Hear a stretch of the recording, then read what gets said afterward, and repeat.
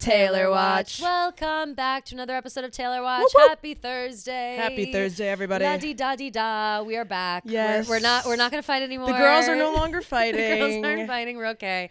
Sorry if we were too too passionate about our thoughts last episode. Sometimes you get stuck in a conversation and you just want to get your points across. Yeah. You know what I mean? And it's hard. I feel like, I saw this one comment that was like, you guys should have edited like some of this stuff. You guys are just talking in circles. Oh, no, whatever. But like, I just like would what? never, I would never like cut down a conversation or like edit down. Cause it's like, how do you explain how you get like from point A to point B? You know what I mean? For sure. Especially if the conversation starts and if we weren't going to include that conversation, we would have cut the entire conversation. Yeah. You know what I'm saying? Like you can't start a conversation. You can't pick and choose who gets to say what. You can't like create a narrative out of a conversation that's two-sided. You know what I mean? It's like that's a weird thing. But I think that I never mind if a full unedited conversation ends up somewhere because it's like, well, this is how that conversation happened. And also like, I don't know. I feel that's like how adults talk. You just don't get you just like don't get all the answers. You know what I mean? Like you don't get like the full picture of the conversation if it's edited down. For sure. But I do get why people were like, oh my God, like just change the fucking subject. I think that Gia and I are a perfect example of like unstoppable force, immovable object. Like it's just like you can't. And once you get to the, and I know that I am like this again. I don't want to speak for you. I am very much like if I know what I'm saying and it's not coming across the right way or not being understood the right way, like I will beat it to shit until either like it's understood or they give up. It's like I can't, because I don't like to be misunderstood, but I also think that I think like I didn't watch it back, but it was because I don't like to watch myself argue. That's like not a fun thing. But also again, we say argument like we weren't throwing fists. We're not like arguing. We're not fighting. We're not like, mad at each other. It's just like sometimes you have a heated conversation and then you go outside and then you're fine. Yeah. You know what I'm saying? Like, no, I was explaining to TJ. I was like, it was like having like a bicker with your sister. Like it's for like, sure. It's just like if you have close friends, you get into those types of arguments, and then you're like, all right, want to get Starbucks? No, literally. It's like, you're like, all right, cool. I'm done. Like, I'm done with this conversation. Yeah. But yeah. It's just, it's not that big of a deal in terms of like the feelings, I guess. Like they seem intense in the moment. And then afterwards it's like, okay, like you said, let's just move on. But, I do think like I'm glad it was still in the episode. I'm sorry if people were rubbed the wrong way. I know that, I didn't see many responses because I won't do it anymore. I have to stay away. Yeah. I can imagine how it went. And that's all I need to know. I'm sure I'm old and I don't know what I'm talking about. And like, I'm ignorant. Like that's how I can imagine people's response. But then at the same time, like I don't feel that way. So I don't know how to explain that either. You know what I mean? So I think when conversations like those come up, I don't know, you just say what you feel. And and you're saying what you feel. You're feeling passionate and we need people to be passionate. So like that's amazing too. Like there's nothing wrong with like a good conversation. I don't know. Yeah. No, I completely agree. And I also think it was like it's interesting like with our, not that we have like a huge age difference, but just like seeing different perspectives. Agreed. Our age difference is not big. It's at a funny time. Mm-hmm. You know what I mean? Like definitely how old are you right now? 26? Yeah. Just turned 26. And I just turned 34. So it's like a funny, like we're at very different stages of life. Yeah. But not in a way that it's like, oh, we can't relate to each other. But it's like we just have lived different pieces of life. You know what I mean? So I think that when the conversations come up, we're both coming from a different place. And so, you just got to, sometimes you talk through it. You just talk through it. You argue, you bicker, you do this, you do that. You have conversations. And then sometimes you just move on. Like it's just, everyone thinks things because of something that's happened to them. You know what I mean? Like you don't arrive at a conclusion without having something to get there first. Does that make sense? I feel like I'm kind of talking in circles. I feel brain dead right now at the moment. I didn't have any caffeine today. So that's another thing. We should have taken some shots of Pink Whitney after that, for sure. We should have probably taken it before. Yeah. Maybe it would have calmed us down a little bit. Who cares? Yeah. Like, whatever. Loosen up a little bit. Loosen up a little bit. Yeah. Yes. Pink Whitney, our number one bestie on the pod, always has our back. Through thick and thin. Yes. Fights and love. And love and laughter. Love and light. And we love Pink Whitney, our number one. Pink lemonade flavored vodka. our number one bestie in the biz. Yep, they got every size humanly possible. They got the big boys, they got the normal handles, they got the 20-shot buckets, make you the coolest person at the party rolling up with a 20-shot bucket. The nips are delicious. It's the perfect mixer for any type of drink, whether you're using soda or iced tea or Red Bull. It's so good. So take your shot with Pink Whitney. Deliciousness. As always, thank you to Pink Whitney, and thank you for shouting them out. But yeah, I think there are better things to discuss. There is there's a slew of good news, and by that I mean the only news that really matters. Congratulations to the Kelce family! Yay! New baby alert! Finley Ann. Finley is such a cute name. So cute, and I love that the Ann has an E. My middle name Ann has an E, so it makes me feel. I love that. Makes me feel happy and proud. They just have the cutest girls' names. Yeah, like I love how they're all kind of like what is it called?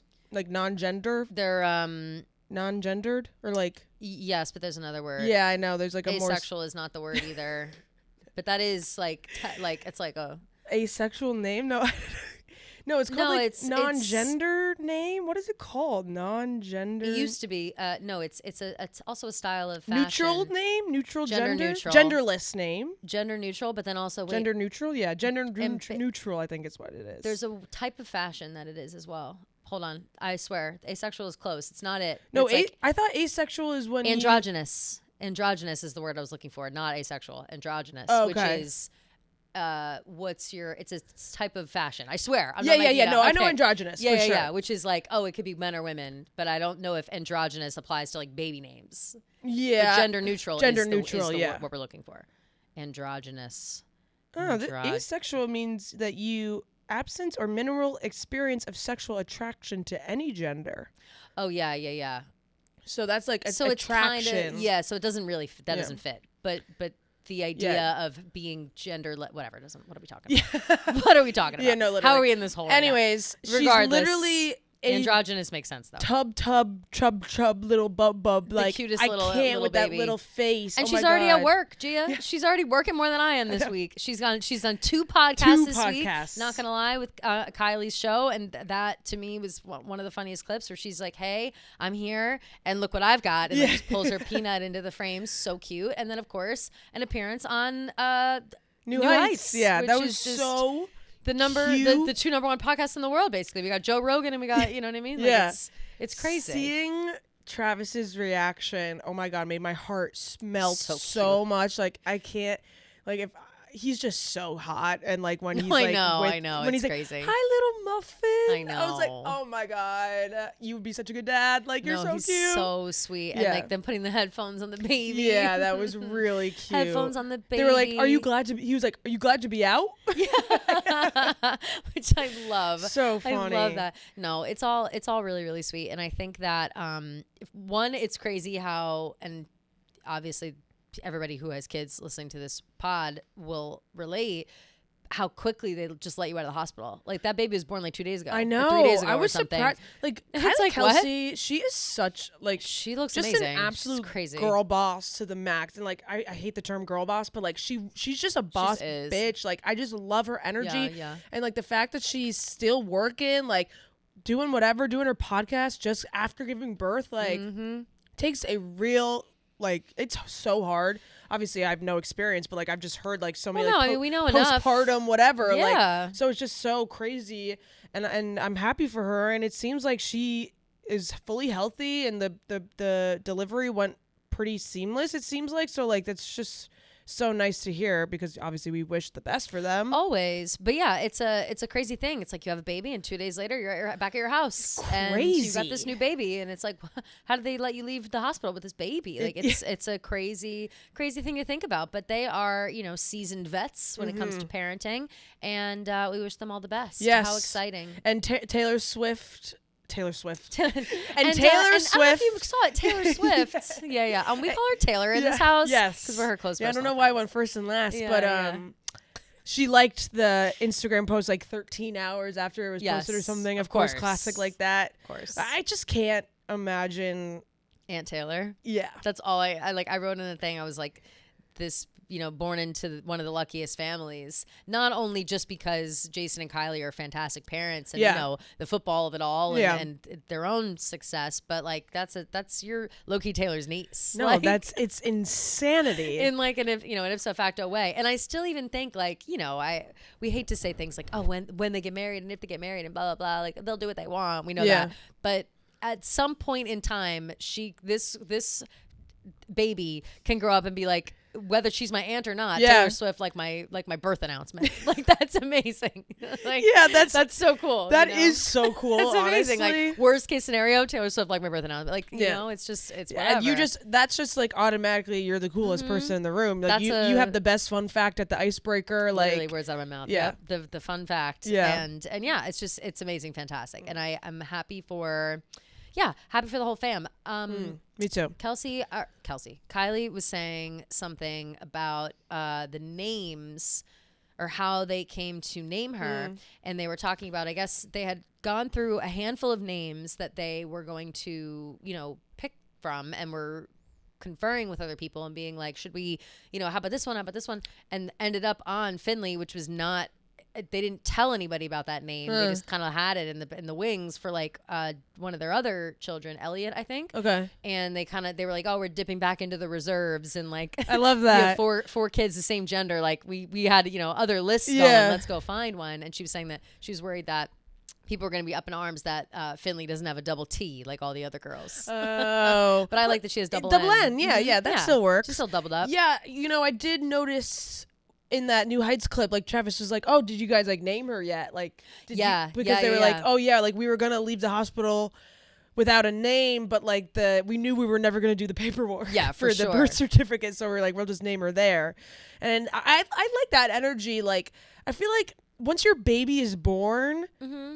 Everything kind of goes out the door with like your expectations. So I just can't imagine like having I obviously have like a little list of names like if I ever do have a child. Names, But I feel like once you hold that baby, like the baby's got to match up. The baby has to match up to the name. Like what if your baby doesn't have that vibe of like a Rebecca? Yeah. You're like, oh fuck, like my baby's actually a Betsy. Belinda. Why are we both saying B names? Because I saw you going with the B, so I was going B name. But no, that is true. And again, as much as I've heard from all my friends who have gone into this experience, did they have like set names? Most of them did, but almost like between like 2 or 3. You know what I mean? Like a favorite, like a heavy favorite, but then a couple others, like depending. And I think all of them. I honestly am not sure. I'd have to like confer, but nobody would say like this is confirmed what the name will be until after the baby was born. Like it was always like these are what we're going through, and then when we get the photo of welcome baby, it's so exciting, blah blah blah to the world, and then it's like every baby in the world. When my aunt and uncle told me what they were naming their baby, like I was literally so excited because they did like gender neutral Cameron, and I love that. I love that name. I was going to say something about babies being born, and I can't remember. I totally lost my train of thought, but I don't know. Well. yeah. Oops. You love that name. Listen, you love a gender neutral name. Yeah. I also like a gender neutral name. I think it's fun. Yeah. No, I have like a little bit of a list, like just in case I. Do you want to put them in the world pregnant? Just so nobody steals your baby names? Oh my God, yeah. Like Charlotte? She stole my baby name. Yeah, she stole my you bitch. That is my favorite line. So good. Well, so there is this town on Lake Como that's right across from Bellagio called Verena. And I love that name for a little Spelled girl. How? Varenna. And you call her like Raina. Gorgeous. Yeah. Okay, that's it. Number 1.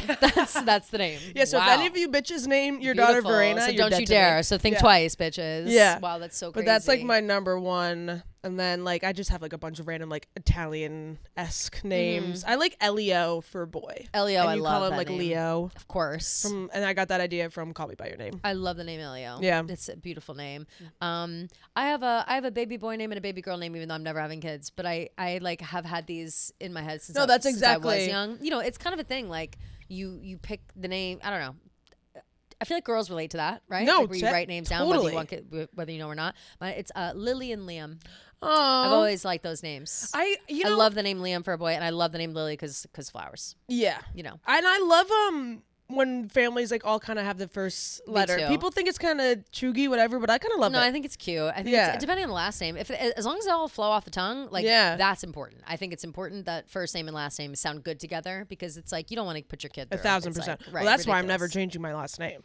Well, yeah, no, you can't. You have a great last name. But yeah, no, I also would like to point out that I had Lily on my child name list before Lily, the child from Sex and the City, was had arrived. Right. In their lives. Is it also the baby in Modern Family also Lily? Yes, she is. Actually, now I think about it. Yeah, funny, it's a really popular. I think it must have been like a popular name in like the 90s. Yeah, or something. Lily is such a cute name. I love it. Yeah. I know a bunch of dogs like that too, named Lily. So that's also like what? But no worries. You I guys can was take going to those. say John Mulaney's dog, but that's Petunia, That's right? Petunia. Yeah. Rest in peace, Rest by in the way. peace to Rest Petunia. in peace to Petunia. Yeah. Oh, yeah, also with the Kylie family, it must be nice, like, well, not nice after losing their dog. Like, it must be nice to have like new life in the fam, you know? Yeah. For sure. I wonder if I think we talked about this already. If they're going to get new dogs. If / when they'll get Didn't they already, they already have that one new pup? Yes. So I wonder if they're going to get another maybe one. They don't need. Yeah. Listen, that's a full house.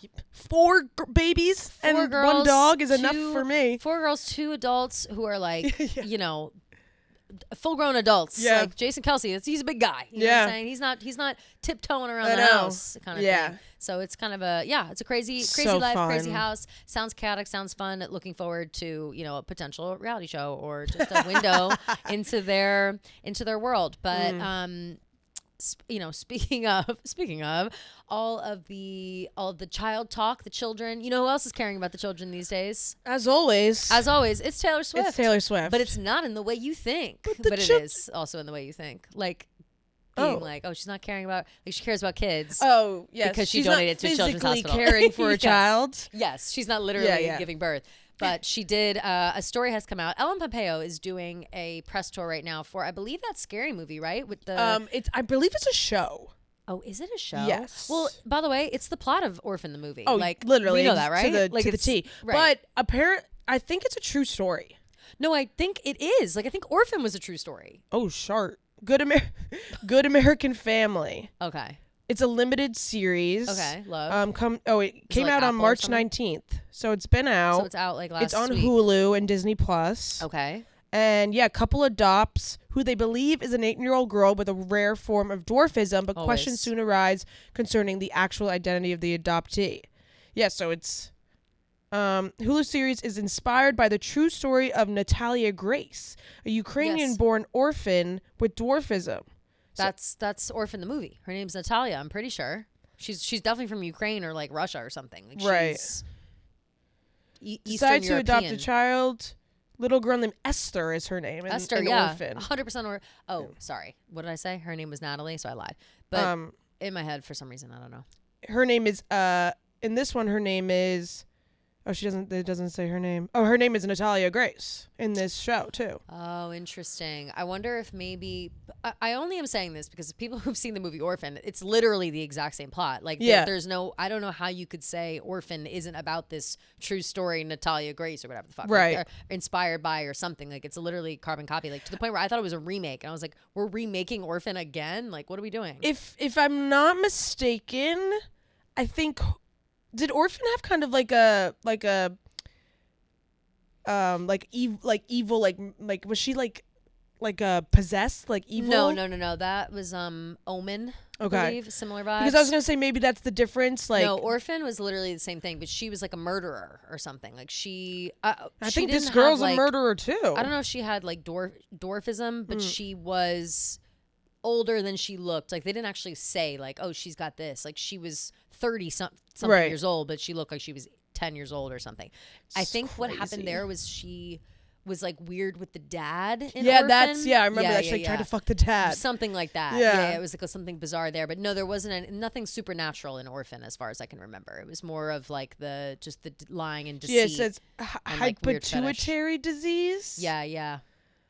And so, yeah, she's actually a 33-year-old woman. Right. Esther. Oh my God, I haven't seen Orphan in forever. And neither have I, but it did stick with me. But yes, so Ellen Pompeo is in a limited series now that is essentially the movie Orphan. Yeah. And I am interested. I will watch it. I love Ellen Pompeo. Love her. And who's her husband in it? It's like a hot guy as well, right? He's like in so many things, but I can never. Is it Mark that guy Michelle? Mark Duplass. Oh, Mark Duplass. I love him. He's like in the morning show. Low-key. Yeah, he's in the morning so show. Many good things. He is like hot. Like he's for some reason something about him is hot to me. But he has like hot dad energy for sure. Big time. Yes. So that is that's the show that she is promoting. She's been doing a lot of press. She recently did Call Her Daddy. She has been on all the like daytime talk shows, and most recently she went on. It was Jennifer Hudson's show that she gave this anecdote, right? Yep. Jennifer Hudson's show, rising in the ranks, Jennifer Hudson's show. I know. How about J Hud and Kelly Clarkson just running daytime TV right now? Obsessed we love that. with Kelly Clarkson. I also very quickly just want to say shout out to Kelly Clarkson because she like took the time to like do like the Trans Day of Visibility on her show. Lovely. And I feel like with like the daytime like airing, like that's a big risk. That's a bold daytime. Yeah. What's her thing, like noon? I think so, somewhere around that. So I really appreciated that. And I also think that the Jennifer Hudson show, obviously Jennifer Hudson's amazing. Yeah. But they do this thing where they have the guests like walk down the hall. The clap tunnel or and whatever, they like sing them a song. Tunnel. Yeah. And I think that's kind of what blew them up because people love that. Definitely it is. Because I didn't even know she had a talk show before I started seeing those. And I thought that they were like silly, obviously, but I didn't know what for. I was like, oh, I didn't know Jennifer Hudson had a show. And then all of a sudden I started seeing clips. And it seems like, they're popping off now. We're proud of them. But Ellen went on to Jennifer Hudson's show, and she told an anecdote about when, way back in the year 2015, before Gia was born, and I was in college, the music video for Bad Blood was being filmed, and Ellen Pompeo was working alongside her husband, I believe she references. Yeah. I'm not sure that she referenced the guy by first name, I assume it's her husband. Said that they're working together with a children's like hospital and they're looking for funding. It's kind of a small outlet. And she said that she just kind of got the balls to go up to Taylor and be like, hey girl, want to write a big check for the kids? Yeah. And she was like, sure. And no questions asked, wrote her a huge check. Obviously we don't know exactly how much, but I mean, that's crazy. Especially 2015. Like it's fabulous. Yeah. Always. She said, at the time, Chris and I, we do a lot of volunteering for Children's Hospital LA. They have an amazing program at Children's where they make music for the babies in the NICU. And for the parents who have to go to work all day and they can't be with the kids, they record their voices singing nursery rhymes or telling them stories, and they play it for the babies in the day when the parents can't be there. It's a really nice program, but they needed money to run it. So I just got the chutzpah and asked Taylor, could you write me a big old check for Children's? And she knew me all of 20 minutes, and that girl wrote me the biggest check without blinking an eye. First of all, amazing idea by that children's hospital. Like such a good idea. A recording of how sweet and sad. I was trying to get my friends to do that. One of my friends was having a hard time with her daughter. Like, there's this part of, I guess, I don't know, being a 1-year-old or being a little less than one where what was she calling it? Colic? No, that's like a crying thing. Yeah. It was like a latch, like she would like latch on, but like never wanted to, not like breastfeeding, like never wanted to leave her side. Velcro baby. Okay, yeah, Velcro baby. And so she was went through this phase. She's not like, she has grown out of it now, but where she literally could not be like not on her mom, my friend. And so my friend was like, I literally can't leave the house. Like this is like, I'm not being dramatic. I'm not being like, I don't want to, like, I literally cannot leave this baby and I don't know what to do. And one of the ideas that we were floating around trying to get her to like, deal with it was voice recordings of herself singing her bedtime songs, like doing stuff like that. And I do think that helped to a certain extent. Babies have to grow out of it or whatever, but I think like people underestimate how much the baby, when the baby's inside your stomach, like they hear your voice. They hear your voice all day long. And so once your bodies are separated and your baby's in another room, that's more time than they've ever had without hearing their voice. Yeah. And I'm sure someone who is musical like Taylor and understands like the power of a voice, totally, would be touched by something like that. I know I would be. Yeah, but music is just like one of the best forms of therapy. I feel like just in general. Absolutely. And also it's funny how she was like, she only knew me like 20 minutes and she wrote this check. I was like, Girl, she named her she cat knows after you. you. She knows you. You're Meredith Grey. You're Meredith Grey. Yeah, like, give yourself some credit. She's known you longer than you've known her. Yeah. Like, for sure. Also, too, yeah, and, you know, she's in the video. Like, I think that was, it was a good use of Meredith's time. Well, her name's not Meredith. Good use of Ellen's time. Yeah. Of Ellen's time, and proud of Ellen for having the chutzpah to go up to her and ask that. Because someone like Taylor, of course they're going to write you a big fat check, but imagine, like, you have to ask Taylor Swift for a big fat check for the Children's Hospital today. Figure it out. I'd be like, I don't know what to do. I'm gonna go home. Yeah. I'd probably have to do it that way too, though. Like, walk up and be like, hey, girl, you want to write a big check for the kids? Like, it'd have to be like, it's for the kids. It's for the kids, you know, and it really is. So we love that, and we every time we hear an anecdotal story about Taylor, I get excited. Yeah, I just think, I feel like wonderful. we say this every time, but like it's always like the sweetest story, the nicest story. Like it's always something about how Taylor was super gracious or really welcoming or just really kind. And that, again, always just speaks to how great she is. And I saw a bunch of tweets that were like, imagine hating this woman. All she does is cheer for people at award shows and donate to children. I know. It's ridiculous. But yes, as usual, things are on the up. Everything checks out. Taylor's wonderful, and she continues to be wonderful. Something that the kids are going to love come Christmas time. Oh. The Chiefs want to play on Christmas every year. Yeah. Okay. I asked you a little bit before we started. The Chiefs have played on Christmas. I thought, like, don't they just always? Because, you know, in my time of watching football the last 2 years, they have played on Christmas. And I do know that there are specific teams that will sometimes play on Thanksgiving every year, right? Like the Lions always play on Thanksgiving. And like there are certain teams that have these holidays embargoed, I guess you could say. And so now, why do you think the Chiefs are wanting to do this? / does it, like, you know, what's the deal? Why is this a coveted spot? I would think the opposite. I would think I want to spend time with my fam. Yeah. Well, I'm sure, like, more money, I guess? Really don't know. I would say money, but like I don't feel like I don't know the logistics of it, but like if I had to guess, the players wouldn't get like paid more to play on Christmas or anything. Maybe they do, I don't know, but also like it is like prime time spot. Like, I don't know. Good stuff, but yeah, I guess it's not like they really need more exposure. I was just gonna say, like, they're already like America's team located. Yeah, so what's the Kansas City Chiefs are hoping to follow in the footsteps of Detroit Lions, want a holiday game to call their own, and reportedly asked the NFL to make them a staple of the Christmas Day schedule, according to The Athletic. Appeared likely to get their wish in 2025 and are expected to play on Christmas Day. The NFL will host 3 games that day. The first 2 will air on Netflix, and the third game will be broadcast on Amazon Prime. Yeah, Netflix games. Have we started doing that yet? Is it the first time? I think there was maybe like a 1 game on there. Yeah, I can't remember. People are gonna get pissed about that. I feel like people get so mad when they move these big primetime games to like streaming. Smart though for the streamers. Yeah, makes all the like non-cord cutting people feel stupid though. I would think. I don't know. I haven't cut a cord. Like I still have a full set of cable because I never want to be in a place where I don't have access to a channel of something I need to watch. You know what I mean? Like what if it's like you got to watch this on this channel and I can't? It's like, oh, I don't have cable. How else do I watch it? Like I need to have. Because then what? Well, I have. There's like a national address. Do you have YouTube TV? Yeah, I do. Yeah, I'm fucking obsessed with YouTube TV. YouTube TV is good. I'm like more than likely to watch cable TV than I am to like watch like Netflix and stuff. Oh yeah, true. Because you just pop it on. I just pop it on. Like I just like will go home and like watch like Shark Tank. Yeah, for, like, hours. I used to do that to like have it on in the background, but now I think I just like end up in silence for a while. Yeah. Like, do you ever come home and you're like, oh, I'll just sit down for a sec, and all of a sudden I'm watching like TikTok volume 1000. I'm out of my phone for like 4 hours. Yeah. Yeah, the worst. Well, maybe they just like want to be a part of a tradition. It says while the Christmas Day tradition is relatively new for the league, it's no stranger to be playing games on holidays. Lions and Dallas Cowboys have become staples of the Thanksgiving slate. They became hosting the games. Lions became in 1930, and the Cowboys have played on Thanksgiving since 1966. So maybe they just want that legacy, like that. you know, okay. like, oh, the Chiefs are, the Chiefs, they always play on Christmas. Pop off. I hope they get it then. Does it say that it's like confirmed they've got it? They have to like apply? No, it says like reportedly. Oh. Chiefs appear likely to get their wish in 2025 and are expected to play on Christmas Day. Is that from The Athletic or whatever? Yeah, from The Athletic.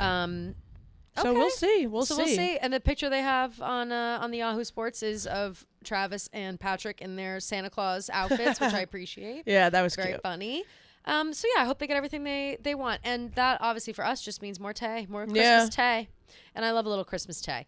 I wonder if they'll have any mistletoe, and if they do, will they have to call Justin Bieber?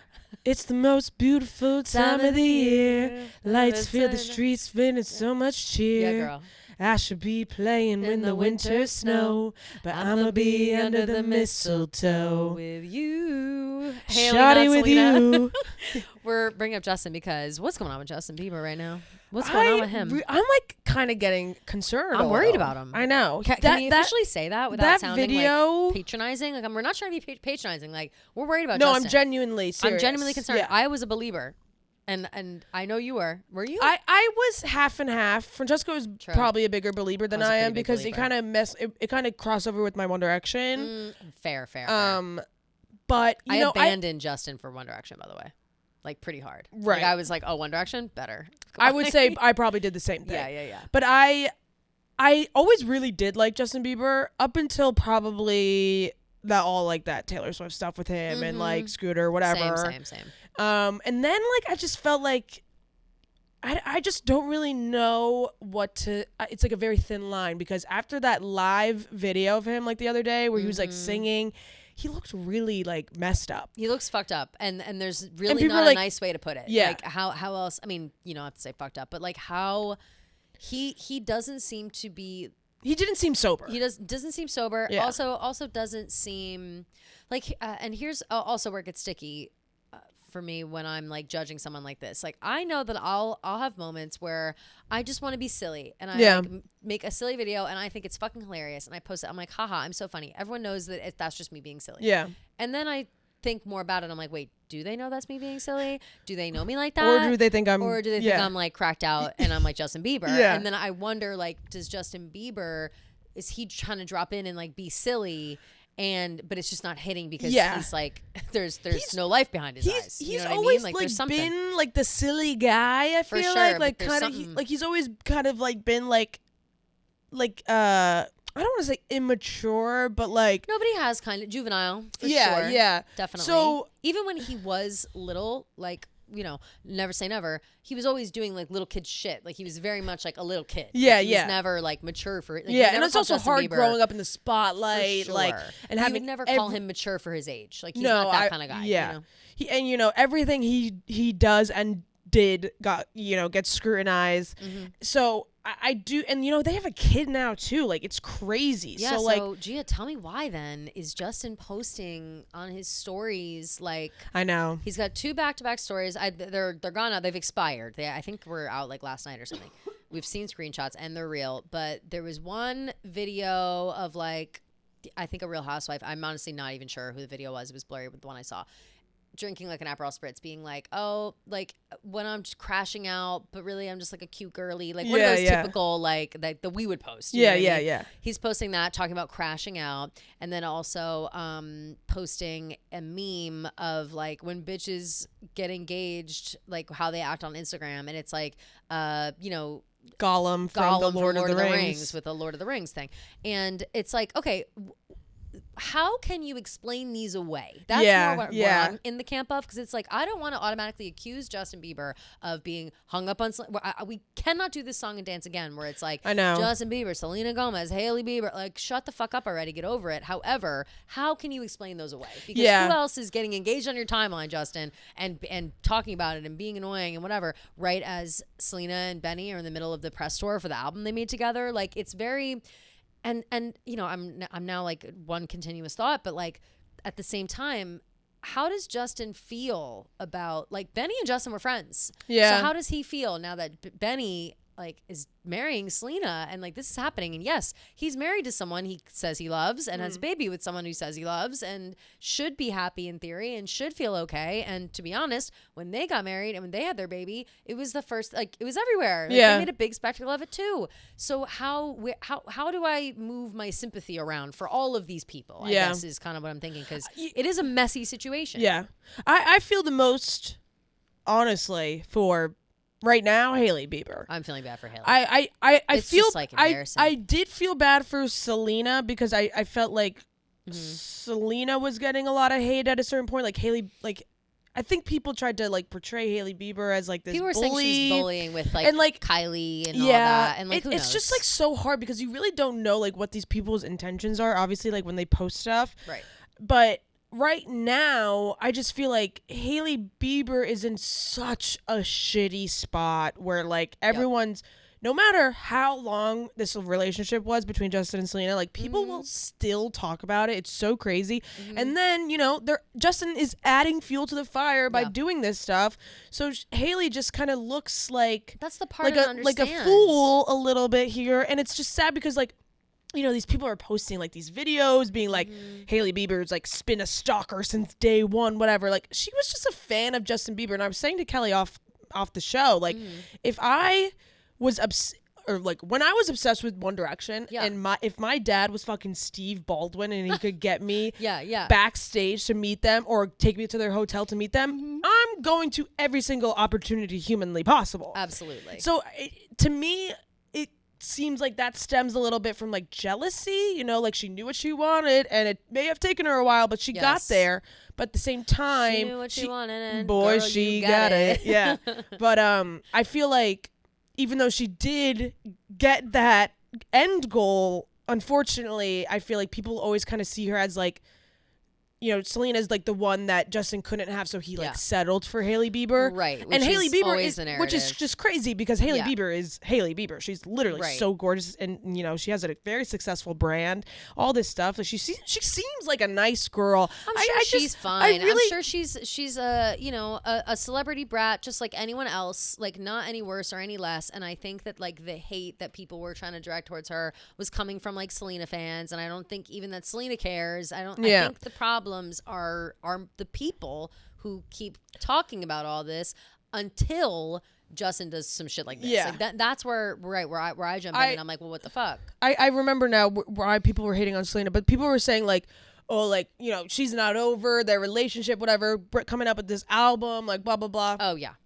And I just think that's such a stupid argument because... Well, she had already said, before the album even came out, she said, like, hey, this album is coming out and, like, you'll listen to it. And, yes, some things are like, feeling... I'm trying to cleanse my soul, basically. Can I be honest? Yeah. I think that this album for Selena may be, and maybe we're just comparing everything to Taylor, maybe like her Tortured Poets. Like, this is her getting everything in her life off her fucking chest, closing a chapter, and moving on with someone who loves her and treats her like the queen that she is. Yeah. Like, that's just where it is. Whereas Justin...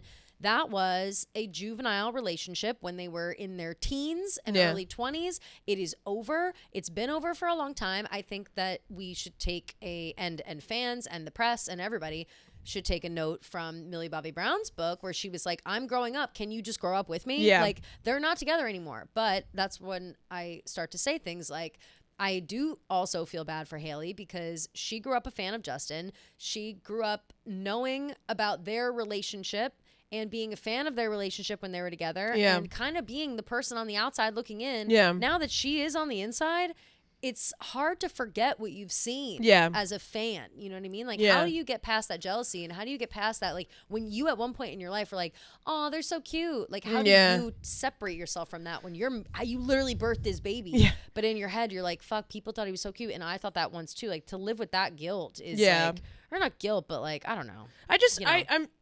I just hate that, like, people are, especially with, like, same with in Taylor's boat, too, with Tortured Poets, like you said, like, people shit on Selena and Taylor for, like, talking about, like, these past relationships, whatever, like, oh, like, just let it go.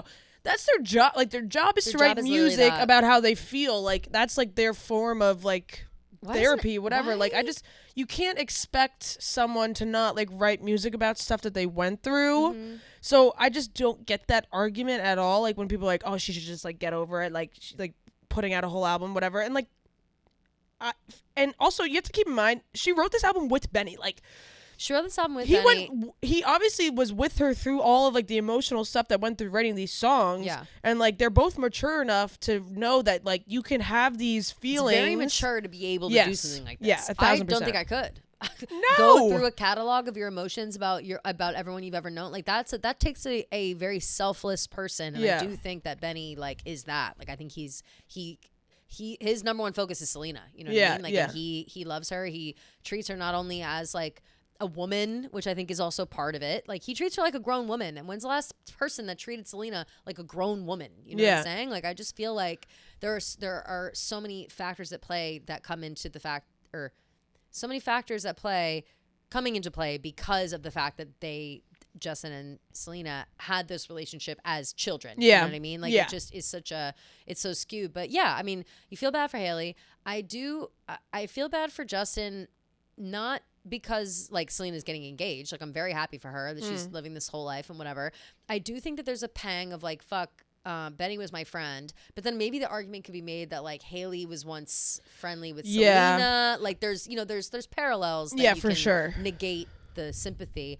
But then you ultimately have to feel bad for Justin because something's going on. Like we don't know what's going on. No one knows what's going on with Justin. Clearly it goes deeper than maybe it's opened up a box of something else. Maybe, I hate to say people have been talking about the Diddy thing. Yeah. Justin's very heavily involved with all those people as a kid. No one knows how much time he spent with these people or what he was exposed to. Like that trial's going on right now. Like people keep talking about it and we see nothing about it, but it's hard to think that he wouldn't inadvertently be involved in some of that. You know what I'm saying? Like, is it crazy to say that right now? I don't want to like put words in, you know what I mean? But it's I don't know. It seems crazy not to make that assumption that he was like at a party or at something or you know what I mean? Like, who knows? He was like friends with those people at such a young age, so like it's a strange thing. It was a weird dynamic then, and it's no matter what, back. like even if he was or wasn't, like he definitely went through a lot of trauma as a very young kid. So like it's very hard to see him like this. Like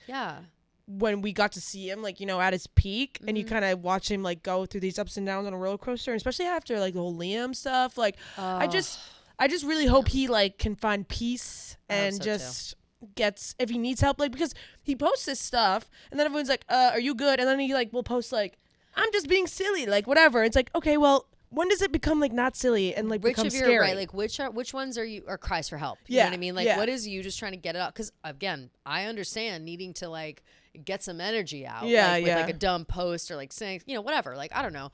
To be honest, I don't do that anymore, but I used to. Like when I was younger, that was like my number one thing. I would like tweet a bunch of shit. Like I would say like 2015 to like 2018, that was my main outlet for like when I was struggling and didn't know how to express my feelings. I would just like tweet a bunch of shit.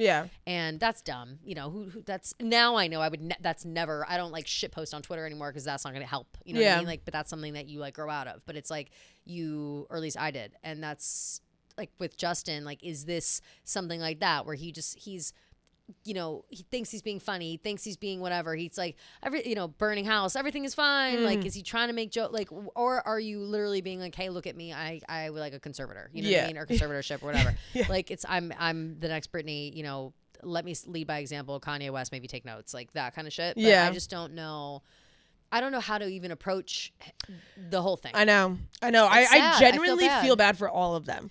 Do you think if you're but then I feel bad for Selena because she has to deal with this now. Yeah, I know. What I mean? It's like, because if I'm Selena, as much as I can't fucking stand that that this has been a part of my life for like just every minute of my life. This guy is here. Yeah. And now his wife is here and their fucking baby and like all this stuff. I'm again speaking as like objective people, pretend they're not like Justin and Haley. And this is just you in your life. And you've got a new fiance who worships the ground you walk on. He supports you in everything you do, especially your career, and you're crushing it right now. And you get to spend time with him and whatever. And then your fucking old flame is coming out of the woodwork with, he's got issues. His wife's got issues. They got the baby. It's like, what the hell is going on here? I'm frustrated and I'm annoyed. But then I'm also sympathetic, being like, how can I help this? Am I making this worse somehow? But how can you say that when, again, Justin, it's like, people always talk about the girls that write about their exes and whatever. Every guy pop star does the same fucking thing. Totally, like, why are we not? Justin Bieber, name a Justin Bieber song that's not about Selena Gomez. Yeah, name, you know what I mean? Like, it's ridiculous. And so I don't know. I don't know where to put all my feelings for people. Like, me too. I feel bad for everybody. I feel bad for everybody. Yeah, I feel bad for everybody in this situation. I feel the same way. I do feel like, the music does kind of open that can of worms, but it's just about how you like respond to it. You know what I mean? Like when you come out with those songs, like I just feel like posting all this stuff about it, like it just makes it so much messier than rather just like taking like the high road and letting Selena release her emotions, release this stuff, and then just moving on. But I do get if Justin Bieber's like going through it, like I get that, so it's tough. And I do hope that this all just dies down for all of them. Yeah, same. Well, it's social media's poison. Yeah, without that, none of this happens. None of this conversation happens. Justin Bieber posting doesn't happen. You know what I mean? Like, I just feel like that whole part of it, like, but how do you stop a grown adult from posting on their fucking Instagram? Like, you don't. Unless you take their phone, like, there is no way to stop that. He has to exercise some kind of self-control. Like, what it does to put yourself back in the news. You know what I'm saying? Like, how rabid the internet is for your shit, like good or bad, especially the bad. Yeah, like, and you like posting a meme about like girls getting engaged on your Instagram, like people are gonna mistake. Yeah, people are gonna be like massive mistake. Yeah, even if it's not, people are gonna say that they're correlated. Exactly. And in fairness, I know I said this. I forget if you did too.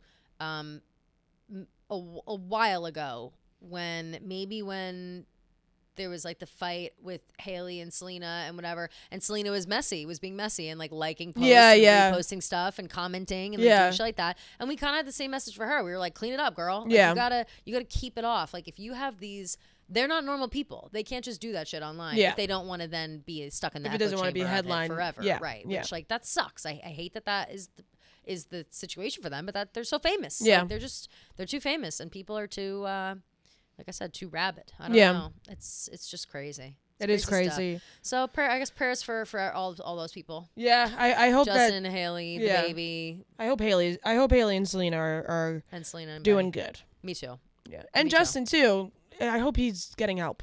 Genuinely. He really does. Where's his parents? Like, both of his parents are they're kind of weird off the deep end too. I remember that. I remember that about like I'm pretty sure his dad. Yeah. And his mom, like, she was normal, but I'm pretty sure his mom like loves Selena Gomez. Like, probably like would like stuff. Didn't they like have a fallout or something? Him and his mom. I'm not sure. I have not followed him like in his journey. Like at all. So that's why I feel like I just feel bad for all of them, because I really don't know like what his deal has been lately. I agree. It's just every time I see him out, like every time he's like paparazzi, like Haley looks so beautiful. Yeah. And he looks like he just rolled out of bed. Yeah. And that's always been him. And he's got that Adam Sandler vibe where he like it's almost like he isn't dressing up on purpose. Yeah, you know totally. I mean? Which I also am kind of like, I roll my eyes at, even at Adam Sandler, to be honest. He did wear a suit to like the Oscars. I think he finally dressed up. I don't know. That was the most recent one where he did the bit. Yeah. He wore a suit. Which is nice. but yeah, whatever. Going into the weekend, let's just hope that all things stay chill and calm in all the royal houses. The Biebers, the Gomez Blancos, the Swift Kelces. Let's just make sure it all stays nice. This upcoming weekend, I know that we have something to look forward to, which is of course the White Lotus season finale. Yes. You ask and we shall give it to you. Yes. What is that? What's the You expression? ask and you shall receive? Yes, ask and you shall receive. People are like, oh, talk about TV. Oh, well, surprise. We want to talk about White Lotus today. Yes. Yeah, so if you guys aren't caught up to like the most recent episode, I would skip this. Skip for sure. Skip. 1, 2, 3, skip. Okay, we're back. So yes, finale of season 3, White Lotus. First of all, have you always been a White Lotus fan? Or are you catching up amidst the hype? I never watched season 1.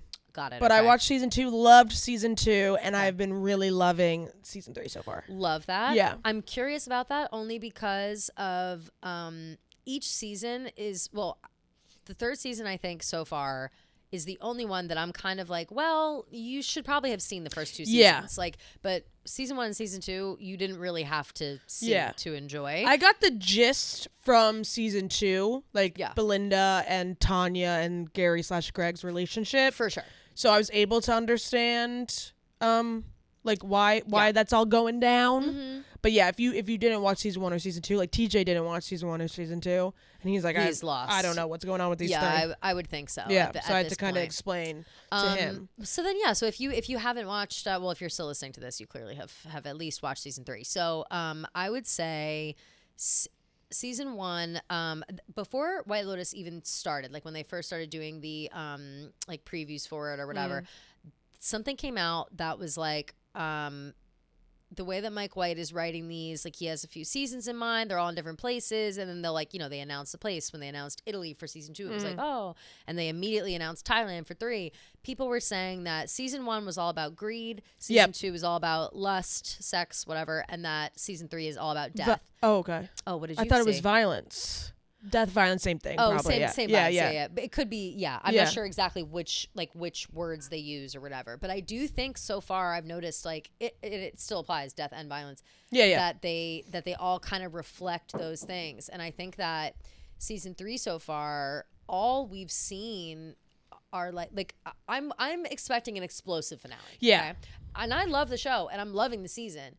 But I need some shit to go down. Yeah. At this point, I'm comfortable saying that. I was kind of in the same boat. And then, like, especially after this last episode, the one before the finale, I was like, oh my God, like, nothing happened. But then, the more I was, like, talking about it with people, I was like, okay, actually, a lot kind of happened that, like, I didn't really, like, expect. Because you expect, like, all these crazy things. For sure. And I saw this TikTok that really, like, put into perspective about like the theme of violence that I saw was like, it's like, it almost seems like everybody is like one step away from, doing a violent act and like, from like exploding. And it's always kind of like taken back. I forget, obviously the example with like the dad and the gun, like Rick, he almost killed Rick and then almost shooting the guy in the face. Well, I meant Ratliff. Oh, sorry. Do you mean Lucius Malfoy? Yeah, Lucius Malfoy. Tom Ratliff. The Ratliff, the dad. I'm forgetting his name right now, but Tom, I think. Yeah. Tim. Yeah, Tim. So Tim, like, he was like so close to like, shooting himself, shooting his family. Rick, so close to killing that guy, just ends up pushing him. It's like everyone kind of chooses the other path, which is also like a huge theme of Buddhism. And then Guy talking about, how he doesn't want to choose violence, and then Mook was like, no, like you need to get your shit together. So I was like, that is such an interesting theme going on here, like what's gonna make you cross that line, you know what I mean? Where are your boundaries? And so sorry, no, keep going what you're saying. And I also saw another theory that you probably saw this too, but everybody's kind of thinking they're in trouble here. Guy Talk knows about the robberies. Belinda thinks Greg's going to kill her. Greg thinks Belinda's going to call the cops on her. Yep. Rick thinks that the Thai police are after him. Ratliff thinks that the FBI are after him. So I think the authorities are going to show up. Yeah. Everyone's going to think that it's for them. Yep. And start freaking the fuck out. And then that's when the chaos is going to something's going to go crazy. Yeah. I've seen that theory. I subscribe to that theory. I think it's a good idea. It almost feels like too simple, right, to me. Like I feel like that could happen, and then also there'll be like a few other things that are fucked up. Like I feel like that's how Mike White operates, where it's like he's a Chekhov's gun kind of guy, but then he's also like, look over here because the answer's right here. I don't know what that second explanation is, but I think that anything that's so straightforward is usually not what he's gonna do. Exactly. But I do think that Chekhov's gun thing, I think it has to do with the fruit. They're always the like suicide fruit or whatever, and then that fucking blender. Everyone's talking about that. I know something with that. I think that's too obvious. I agree, but that's why I'm kind of like, what's happening here? So I've got those things, but what I really feel kind of strongly about, and I am mad at myself for not saying it earlier in the season, because now like I want to take credit for this idea, but I saw in a comment that Jackie kind of brought it up too, Jackie Nichols. Oh, okay. And I was like, I fucking said that day one, and then I thought I was being crazy. So here's my thoughts. Only on one section of it, because there's still more that's going on. Like I think multiple things will happen at once. Right? Yeah. For the Mook, Gay Talk, the Russians, the robbery, like all that, whatever. I think that Mook is a bad guy. Oh, 1,000%. Right? Yeah. Like I think that her explaining to Gay Talk like, oh, fighting is in nature, like humans like violence, like Buddhists don't like violence, like humans like it, or whatever she was saying. She was like trying to convince him to like be a brute. Yeah. But then also at that moment, he was like clearly piecing together that those guys were the ones like kind of doing the runaround with him, trying to get in and out of the hotel. She's kind of distracting him from that. But then also remember all the way back in the beginning, it might have literally been episode 1. And this is when I thought this and then said, no. And I moved on because it was Lisa. So this is how I have like a double standard for her at the moment. At first, I saw her talking to all those. Remember, Gay Talk pulls up on his like moped or whatever to ask her to lunch. And she's chit-chatting with like those other guys. Security guards, like, oh, they're nice. Like, through security, whatever. There's that.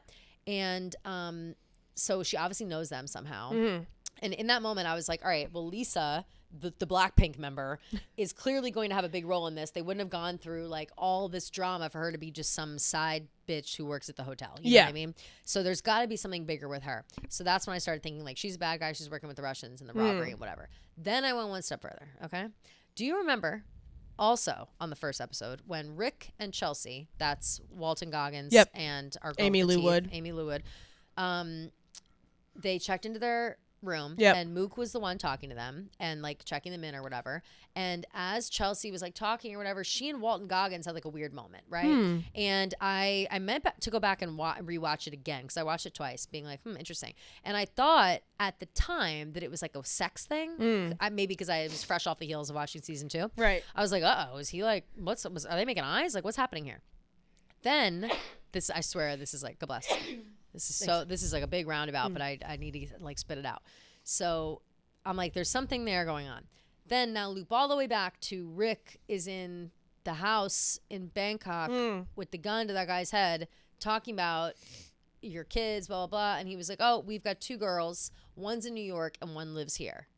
And then he says nothing else about it and doesn't say anything. So I'm like, why is she working at this White Lotus hotel, and why is she so hell-bent? Did he say that? I totally missed that. He said, we have 2 girls, one's in New York and one's here. But he didn't say here, Bangkok. He said here. Right. And I was like, interesting. So now, and then the way that she was like, oh, does Strilata? Yeah, Strilata. I don't know how to pronounce it. Strilata. Remember she's asking her like, oh, she wants to talk to you. She'll give you more. Like she's kind of like pushing this like, you know, rise up within the ranks of the company on Gay Talk. But it's like, what do you care about that? Like, he's doing a good job. Like, he's fine. Like, why are you putting pressure on him for what? My only thoughts would be like, oh, this is her parents' place. And like, they wouldn't respect her to like be going out with some guy. You know what I mean? Like those that makes a little sense. bit of that. But she's also mixed in with maybe she wants him higher up in the rankings so then he can help her with like theft and whatever. Like I went far down this hole. So bottom line is I've got my eyes on Mook and I've got my eyes on Rick's dad. Okay. Yeah. Those are my eyes. Definitely have my it's not Rick. So you think that guy is Rick's dad? Or sorry, no. The guy who allegedly killed Rick's dad. Yeah. Because I've been seeing a lot of theories that people think that that's Rick's dad, and I don't think so. I'm not sure. I think that's a little too obvious too. That would be crazy. The only thing that maybe would make me think that is when they're having that conversation and he says like, what's her name? Like Gloria Henbach, or that's like I'm like putting authors' names together. Gloria something. Yeah. It was like the woman, his mother's name. He's like, blah, blah, blah, Gloria. And then he was like, Gloria, blah, blah, blah. Yeah. Like he was so confused by what he was saying. And almost in the way of like, if he had let him talk for another minute, he'd be like, that lady, I don't know what you're talking about. Yeah. Like I was never involved in her life. Like whatever. Like that's almost what his face was giving me. I kind of got the opposite vibe. Like when he repeated her name, I kind of felt like, oh shit, he knows her. No, definitely knows her. Okay. But in a way of like, what? Oh, like means nothing. Like I never killed her husband. Yeah. She had a kid. Like who are you? Yeah. Like that. Like she's crazy. Like what are you talking about? Like that. Almost as if like it's of all the people you could have accused me of killing, her husband isn't one of them. You know what I mean? Like that. I could see that for sure. I also with the Mook being a villain, the only thing that's like holding me back from that is they kind of did that with the Italian girls that worked at the hotel, or like they were like the prostitutes, whatever. Yes, for sure. But I mean, it is a the locals always win. That's in all these. That's true. Even in Hawaii, I feel like that was kind of the case. Like the people who worked at, besides the guy who like Well, season 1. Are you gonna watch the manager? 1? Yeah, okay. Yeah, I know what happens. Like, I don't want to spoil it too much. Like the manager loses, or he dies. Yes. Yeah. But then like everybody else just kind of goes back to work. Everybody just Yeah. The locals are. It's just another day in paradise. Yeah. Like it's just kind of no big deal, and everybody leaves a little more scarred. But ultimately, no harm, no foul. Who do you think dies? That is something I've had a hard time thinking about. I think there will be. I don't know if a death is going to happen with the gun. That's something that I am curious about too. I do think that the monkeys get the gun. I've been saying that the whole time. Like they're showing those monkeys so much. Everyone's been saying the monkeys. There's no Why are way they in showing hell. them so much? And monkeys take things all the time though. Like that is a thing. And so I would not want like a firearm in a place where monkeys are running around. Like they're smart and they'll take your shit. Like they'll Brittany went to Thailand and she said it was like crazy. Oh no, they're crazy. Like, I've been to Thailand too. Yeah. They're crazy. Like, the monkeys are smart. Yeah, no, they're super smart and they steal stuff from you for sure. I just you think that's too easy. I just feel like it's a little too like White Lotus. I think I like White Lotus a lot because I feel like it's super realistic to like each demographic that it's hitting. So to me, like the monkeys shooting up the place, like just seems crazy. Seem realistic to me. Yeah. And I would kind of be annoyed with that ending. I'd be annoyed, but here's part of why I don't think that. So we know about the dead body obviously because Belinda's son comes upon it in the water. Right? Yeah. But we don't necessarily know how it got in the water. Maybe it was shot and it fell in, or And maybe the monkey pushed him. Or monkeys are pushing him in. Monkeys are saying, "Shit, say goodnight, motherfucker," and they're pushing him in. Yeah. But like, okay, so in that theory, maybe like a monkey gets the gun, right? And it's just kind of going buck wild with the gun. Yeah. As you do, guns in the chat. But then, what if like the body that's already in the water is completely separate? Like, what if the gun thing is just like a gun's going off and it's chaotic and everyone's running around because somebody's got a gun? But in reality, like the death had already occurred and Belinda's son happens to come upon it. So that also brings me back to like the suicide fruit thing and the blender. And it's like, what if they get back, Tim Ratliff is coming through.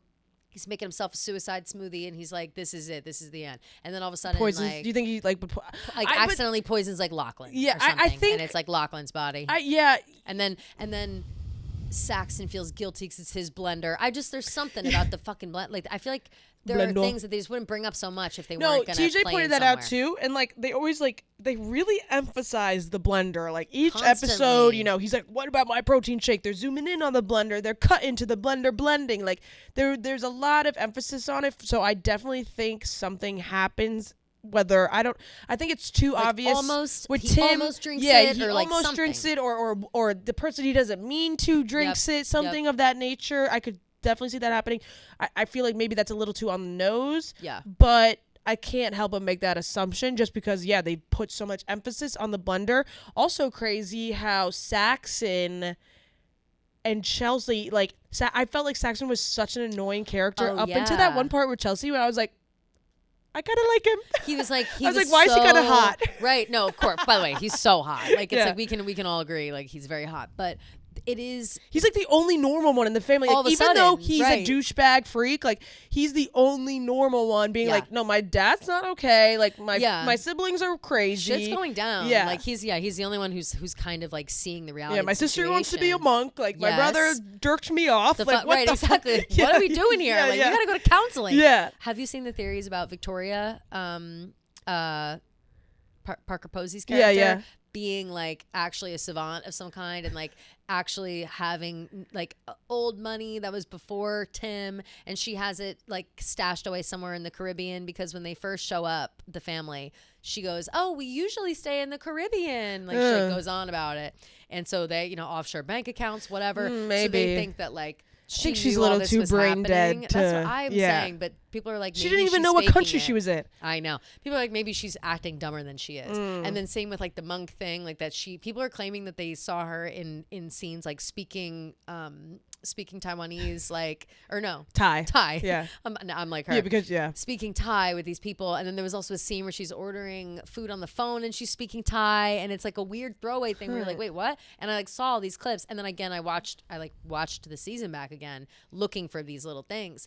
And that would probably be like my favorite ending. Like if suddenly somehow Victoria was the savior. Like, she brought us all. Listen, I knew this was going down, and I brought us to Thailand. You think I was gonna let this girl stay at this monk place? Like I left the brochure on her counter. Like I would love a massive twist like that, but I don't know if we're going. No, I can't get on that train because she's just been so like adamant against it, and like she's just been so out of it and confused and like I just feel like she's popped a little too many pills to be able to.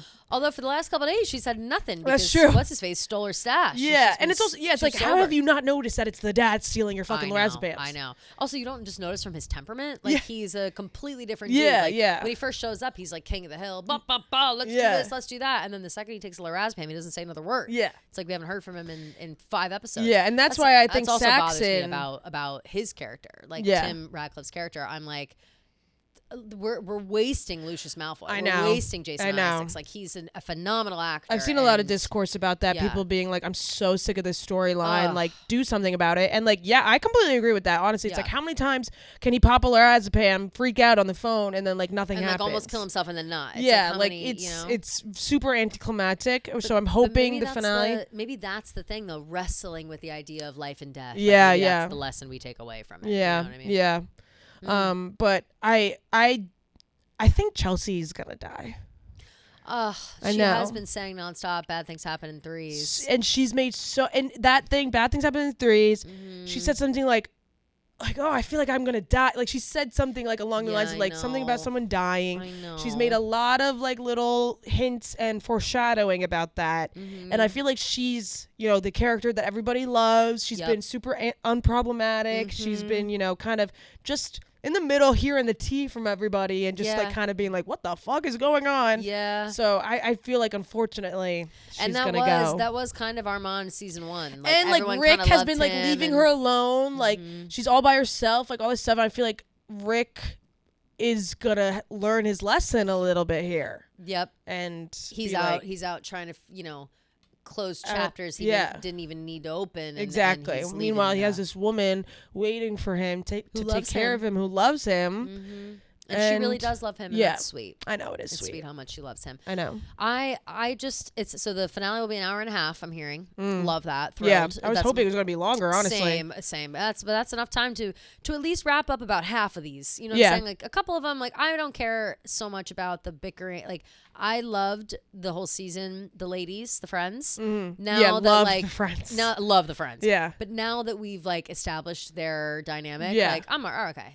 Either like bitch somebody out, punch them in the face, or like we get it, your famous friend is like a narcissist and steal your boyfriend and like whatever. Agree with that. Well, you have to think about the end of that episode. Carrie Coon gets into a fucking random taxi in the middle of Thailand. I know. So God knows where she goes. The preview though is like she's back at the house. Okay. But I agree. Like I was hoping Carrie Coon would they would fucking go at it or something. Yeah. Me too. She's got it in her. 2 things. One, did you see that clip of Carrie Coon talking about how she couldn't, because she was also filming The Gilded Age at the same time, she wasn't allowed to get a tan the whole time she was in Thailand. Oh, that's funny. She had to like stay pale and like stay like covered up and everything. Oh, that sucks. So the photos of her, she's like literally a ghost, and they're all like tan and Thailand, and she's like, that's one. But 2, she said something last episode that I think could potentially be explosive and exciting and like a really good like friendship breakup or something.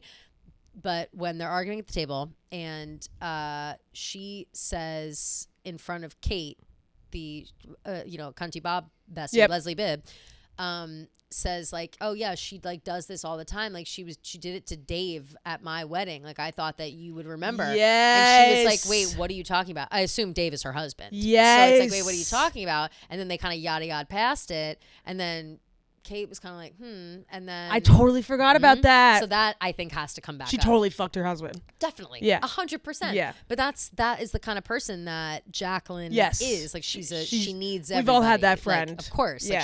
Like she needs all the attention. Male validation. All the validation. Yeah. Yep. Yep. And it's sad. It is sad. Quick break. I need to pee. Oh, go.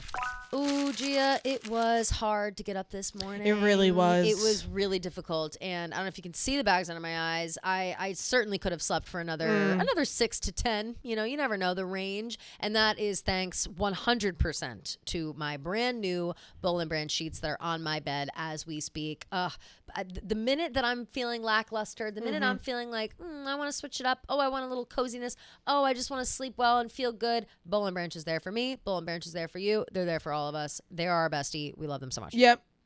No matter what it is, whether it's their robes, their blankets, the sheets, the duvet covers, the comforters, everything is so unbelievably comfy, breathable, soft. It's 100% organic cotton sheets, so you fall asleep faster with a luxurious softness that's put you in instant relaxation mode. It also makes your bed look super luxurious. The sheets are very, very beautiful. And you can discover the difference with BOLL Branch's 30-night guaranteed. The signature hemmed sheet sets have designs and colors for every bedroom style and mattress size. You have the olive. I have the mist. These all-season sheets have breathable, unmatched softness to start and get softer with every single wash, which is really so true. So true. Like the truest thing is, and you know what too? Softer with every wash? The robe. Oh, the robe. The robe is like, so I mean, we love the sheet. We're talking about the sheets all day long, but don't sleep on the robe. Don't sleep on the robe. So metaphorically, certainly, literally. Or you can sleep in the robe. Sleep in the robe. Yeah.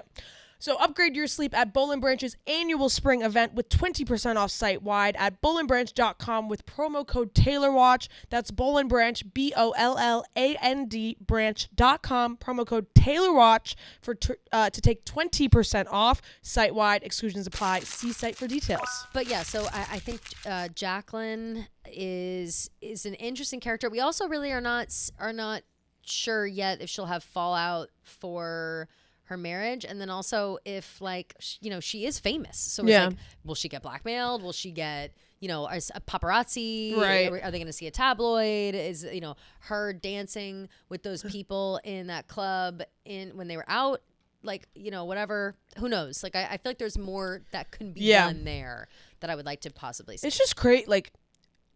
I feel like everyone's been like, oh, this season's so slow, whatever, but I feel like it's been like that. White Lotus has always kind of been slow throughout the season, and then the ending is when it really takes off. Yes, I 100% agree. And I think that if anyone has gone back and rewatched after, whatever I do, White Lotus specifically, it's I go in, I watch the whole season, and then once it's over, I go watch it again because it's I see everything the leading things up you missed. To it, the things you missed. For I think sure. that is part of the fun is rewatching it and seeing everything that you missed or whatever, or didn't see immediately. But I also think it helps you see how good the season actually was. Yeah, for sure. Season 2, I also, despite the star-studded cast that I was obsessed with, I kind of was and the theme of sex, I was kind of until the end. Yeah, and then I went back and I was wait, no, this is an incredible season of TV. How did I not feel this in the moment while watching it? So I think people need to remember, trust the process. Yeah, trust Mike White. Trust Mike White. Yeah. We love him. So I do miss Tanya though.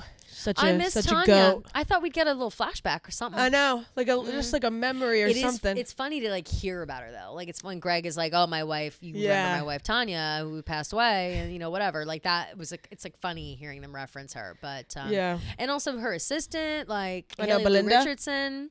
No, Haley Lou. Yeah. Where's Haley Lou at? You know what I mean? She got a settlement somewhere. I want to know where all the characters are, and I think that people have mixed feelings on the character development. People either think that it's really good or really bad. I am in the camp of it being good. I want to know. I love the characters and I want to know so much more. That's we know a lot, but I want to know more about everybody. So yeah. Good stuff. Good exciting stuff. Sunday night. Super this is not excited. An ad for HBO, but it could be HBO. So excited. Very pumped up. Yeah, very pumped up. Gonna be good. Yeah. All right, shall we? Let's do it. Woohoo. Okay. Got some good voicemails today, so let's jump into them. Slay. Hi, Kelly and Gia. Love the pod. You guys have gotten me through the long drought of no Taylor content. Yay. I was just wondering if you guys have noticed, pre-Reputation Taylor with the paparazzi and stuff, she would get, swarmed and screamed at. And now when we see Taylor, going out to restaurants with her friends, if you, watch a video, it's silent. So I kind of wonder if she now has like a relationship with the paparazzi, orchestrated by Tree, of course, where she'll tell them like where she is, but they're not allowed to like holler and scream and swarm. Ooh. Everyone is so respectful now compared to how they used to be. And then like when we see Taylor in different countries, it's very different than how she's treated in New York. Anyway, love the pod. Tell me what you guys think. I never thought about that. Neither have I. Yeah. What a great observation. Yeah, because great. that is so true. Yeah. It is dead silent when she gets out of one of those cars and goes in. Occasionally There's few like fans, you look love great. you, Taylor, Yeah. you look beautiful, like Yeah. whatever. And that would be like Tree Pain. If she is involved in that somehow, that's like expert level shit. Like being like, hey, let's have a meeting. Like we can't beat the paparazzi, right? So let's get in on their own game. Let's have a meeting with a few respectable spots. Getty, whoever's selling to Getty, like whatever. They pick the photographers they trust and like, and be like, listen, Taylor's going out to dinner tonight. At the last second, I'll let you know where. Yeah. And you can show up.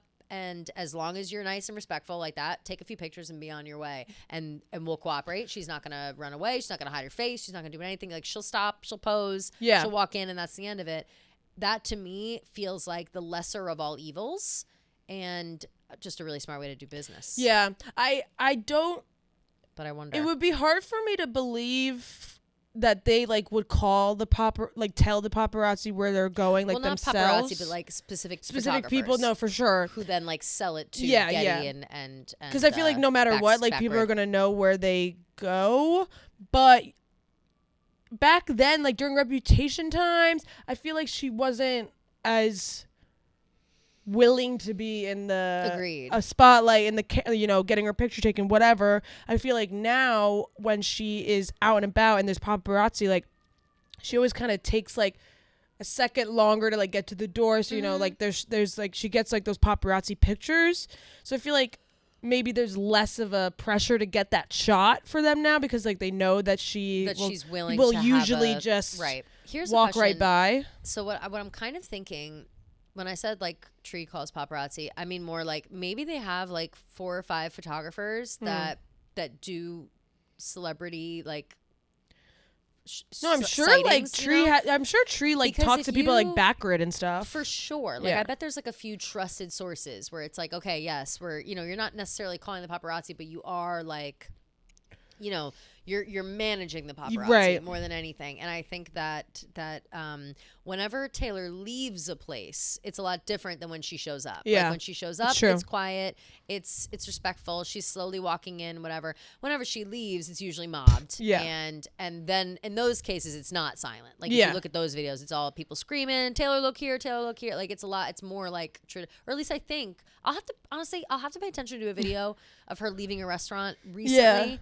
To see what the difference the sound is if the paparazzi and stuff are speaking, because it's definitely more chaotic when she leaves, but yeah, I wonder, because it just seems smart. It seems like a good idea. It seems like something that that more people should do. And I'm not saying like cooperate with the paparazzi, but it's like have your like people want those photos. Well, it's like Chapel Roan. Like when she got yelled at by the paparazzi, she kind of yelled back at them. Yeah. And then we saw that clip of her at like the fashion show, and none of the paparazzi were yelling. So maybe like like what you said, like maybe Tree just said like, hey, like if you guys cooperate, so will we. Well, actually, you know what? In that interview, the Chapel Roan interview, she talked about, Alex asked her like after that paparazzi moment, like what's it like, how do people approach you, how do they talk to you, whatever. And she said, she's like, I think people are like afraid of me now. Like I think that they actively do not talk to me, they barely look at me, they're like hesitant to take photos, and if I'm with other people, they also don't get like, they steer clear. She's been with friends who are like, you are like, it's like you have a force field around you, like they don't come around you, they don't want to be caught in your crosshairs, which I do think everybody gains respect in different ways. Like maybe Taylor is at a point in her career, and she, as she should be, that she has the respect of people when she's just walking down the street. Like she's not getting mobbed by paparazzi or fans or whatever. You need me. Right. Like you need me more than I need you. For sure. And but then, like people aren't mobbing Beyonce. Like you get to a certain point as a celebrity or a pop star or whatever, that people aren't like, I don't know why fans reserve this for like boy bands and like young pop stars and things where it's like maybe it's just young fans. Well, also like Beyonce, like she doesn't really do like public outings. No, but if she's if she's walking around, like the paparazzi are not going to chase her up the street. Like she still lives a life. You know what I mean? Like I'm sure she's at bopping around town and wherever they live right now, Beverly Hills, I assume. Yeah. And it's just quiet, like because she's not someone who likes to get photographed, like, you know what I mean, or like isn't, and they probably respect that. Like I'm sure like she's got to leave the house, you know what I mean? Yeah. But if Taylor at this point in her career, like she can't really be like, I don't want to be photographed, like she can't do that right now. Yeah. And I think that that having that give and take with certain trusted photographers or whatever is probably more helpful to her than anything. Yeah. You know what I mean? Like obviously it's helpful to them, but like fuck them, who cares? But it's more like it's manageable for her to like get up and go out and do things and be semi-normal while also being the most famous woman on earth, you know? Okay. Interesting. Great question. Hi, Kelly. Hi, Tia. This is Haley. I hope you guys had an amazing weekend. And I'm so excited for the guys' new episodes coming up. I do want to piggyback on last week's episode talking about Taylor possibly starring in a Marvel movie. It got me thinking about all the other times Taylor has appeared, whether in a movie or a TV show, and I would like to know, what is your guys' favorite Taylor appearance on a movie or TV show? I would love to know your guys' thoughts on Thursday's episode. Bye, guys. Have a great day. Love you guys. Love you, Queen. Bye, girl. Love you. So sweet, that ending. I know mine are immediately right off the bat. It's when she has a like 10-second, maybe 20-second cameo in the movie Amsterdam. And gets hit by a car. It's just like hilarious. How did they get her to do that? I have no idea. They must have paid her so much money. And I think it's so funny. I bet not. Like I bet it was like, hey, do you want to do this funny thing? Like it's so funny to me. Yeah, like, it is really funny. I love that she agreed to do that. Yeah. I love that she did it. I love that it was just like a throwaway thing. And I love too that like everyone went to go see that movie because they thought she was in it, and like she was for 5 seconds. Yeah. Like it's just, oh god, it's and the movie itself is fine. Like it's certainly not one of my favorite movies, but that piece is just so hilarious, and I just it shows she can be silly, you know? Yeah, for sure. And I love that. I'm trying to think of mine. The first thing that came to my... There aren't that many. There really aren't that many. I just Googled, so... Yeah. The first thing that came to my mind was Valentine's Day. I love that. She's so cute with Taylor Lautner. And I the cheerleader. So funny. Such a good scene. Yeah. But... Oh, I forgot she was in the Hannah Montana movie. Singing Crazier. Yeah. Mm-hmm. That's interesting. Yep. I love that too. Yeah, oh my god! I would have to go with the Lorax. She's the girl in the Lorax. The Lorax. Yeah, I have to go with the Lorax. Holy fuck, the Lorax is one of my favorite movies of all time. It's such a good movie. The Lorax. Yeah. You know what though? A little fun tidbit. Oh. You know how they sing the song? Let it grow. They have a couple. Yeah, no. Let it die. Let it die. Let it shrivel up and die. Oh my god, love. I gotta watch that movie again soon. No. The song. Is it the Let It Grow song? The big song. It's like literally everyone in the town sings it. I think it's Let It Grow, right? Song. She does not sing in it because it was like a copyright, not copyright, like a money thing. Yeah, it would like, be Cars Extra. We can't have Taylor Swift on the track and like not pay her like Taylor Swift, but to be the voice of the girl in the movie, that was like fine, you know? Yeah. Which is so funny, and I constantly forget. It's her and Zac Efron. Zac Efron is the guy. Yeah, remember like they would go on like Ellen together, and like Ellen would be like, "You guys are dating," and they'd be like, "No, we're not." I'd be like, Ellen, please stop. Yeah. Ellen, God. But the Lorax, The Giver. The Giver, yep. Cats. Awful. Anybody's favorite? Yeah, no. I feel bad for Cats. New Girl, CSI. New Girl was hilarious. Her cameo on New Girl. She that was really in the middle cute. Of the wedding. She's like a guest at a wedding, right? Yes, but it's not Schmidt and Cece. I think it's Cece's wedding to like the other guy that her parents wanted, the Indian guy that they wanted her to marry, because it's like keep it in the family. Yeah. But Taylor Swift's like, no. And then she loves him. Right. Yes. She loves Cece's, who Cece's marrying. Yeah. It's very like arranged funny. marriage, I think. I forgot. I definitely have to go with the Lorax for sure. Yeah. That's a good one. Yeah. Good deep pull. Love it. Hi, Kelly and Gina. Just called in, but hated the voicemail, so going to try again. Okay. Wanted to share the song where I became a Swiftie and felt like the woman was watching me from inside my walls. Mm-hmm. Been a big fan of Taylor since debut, same age as Kelly. And my senior year of high school, my boyfriend of high school, I found out had been cheating on me, like the piece of shit that he was. Kill him. So when Taylor came out with the Fearless album, You're Not Sorry, just absolutely that's right, girl. It still honestly makes me want to cry and get angry and feel all the feels because it epitomized exactly how I felt in that moment.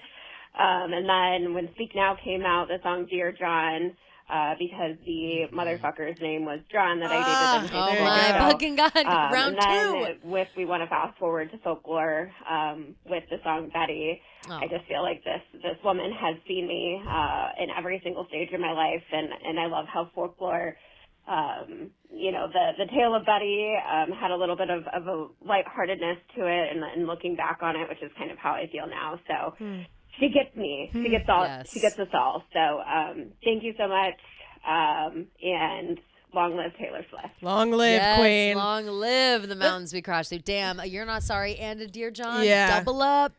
Pray for that man. He's dead. Literally pray for that man. Yeah. That is so true, though. Like, there is always, like, a song for each stage of your life. Definitely. And, yeah, that kind of makes me want to date a John, so just so I can fucking scream Dear John. But always. Also, You're Not Sorry, underrated song. So underrated. One of her most angry songs. Absolutely. And it's taken me this long, baby, but I figured you out. And now we're thinking we'll be fine again, but not this time around. You don't have to call anymore. I won't pick up the phone. This is the last straw. There's nothing left to beg for. Oh God, it's just so good and so angry. Sorry, but I don't believe you, baby, like I did before. You're not sorry. Oh, so good. Too good. Yeah. Like, does not, I'm like tearing up out of anger. Like, not even, and it's one of those, You're Not Sorry is one of those songs that when you're singing it, it tickles both that feeling of like, I'm pissed off. I'm like a pissed off adult at you. And I'm also like a stomping my foot, having a temper tantrum. Like, it's both of those, which is like, sometimes it feels immature to prey on those feelings of yourself. You know what I'm saying? I'm like talking backwards a little bit, but like when you let yourself feel emotions that are like immature, like you're not sorry, like that inherently is like childish to be like, I'm sorry. Oh, you're not sorry. Like, that's kind of a whatever. But sung in this way, it's like, no, you're really not sorry. Fuck you. You're not sorry. Like, it's definitely like looking back at like, how could I be so stupid? Like you weren't sorry now. You were never sorry. For sure. And it's kind of, it's like allowing yourself to feel those feelings. Oh, what a song. And then Dear John, of course. Yeah, Dear John is just an absolute banger. Yeah. Okay, one more. Perfect. Hi, Kelly and Gia. This is Allie.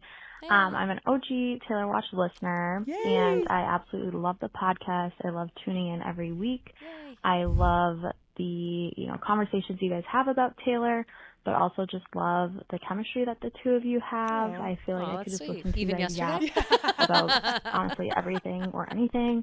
So keep up the great work. Thank you, Queen. Thank you, Queen. I am calling with another Taylor origin story, which is similar to Kimmy's from last week, but just kind of a different flavor. So I was in high school when the OG Speak Now came out and obviously was obsessed. I had a crush on a guy at my school, and, as a high school girl, I'm, trying to figure out if he likes me or not. Duh. And I put some of the lyrics from Last Kiss on my profile picture caption on Facebook. Yes. And, very cryptic, and was like, if this guy likes this profile picture with these lyrics, then he likes me. Classic high school girl. Turns out he did like the picture. Perfect. And kind of things went from there. This and is early we have girl been math, together by the way. ever since. And, full circle moment is we actually got married in the summer of 2023. Oh my God. Right after Speak Now Taylor's version came out. So just kind of full circle, having those memories of the album from when we first started dating, and then now, getting married and having new memories with those songs. I just love it. So full circle. And I love, Taylor's whole,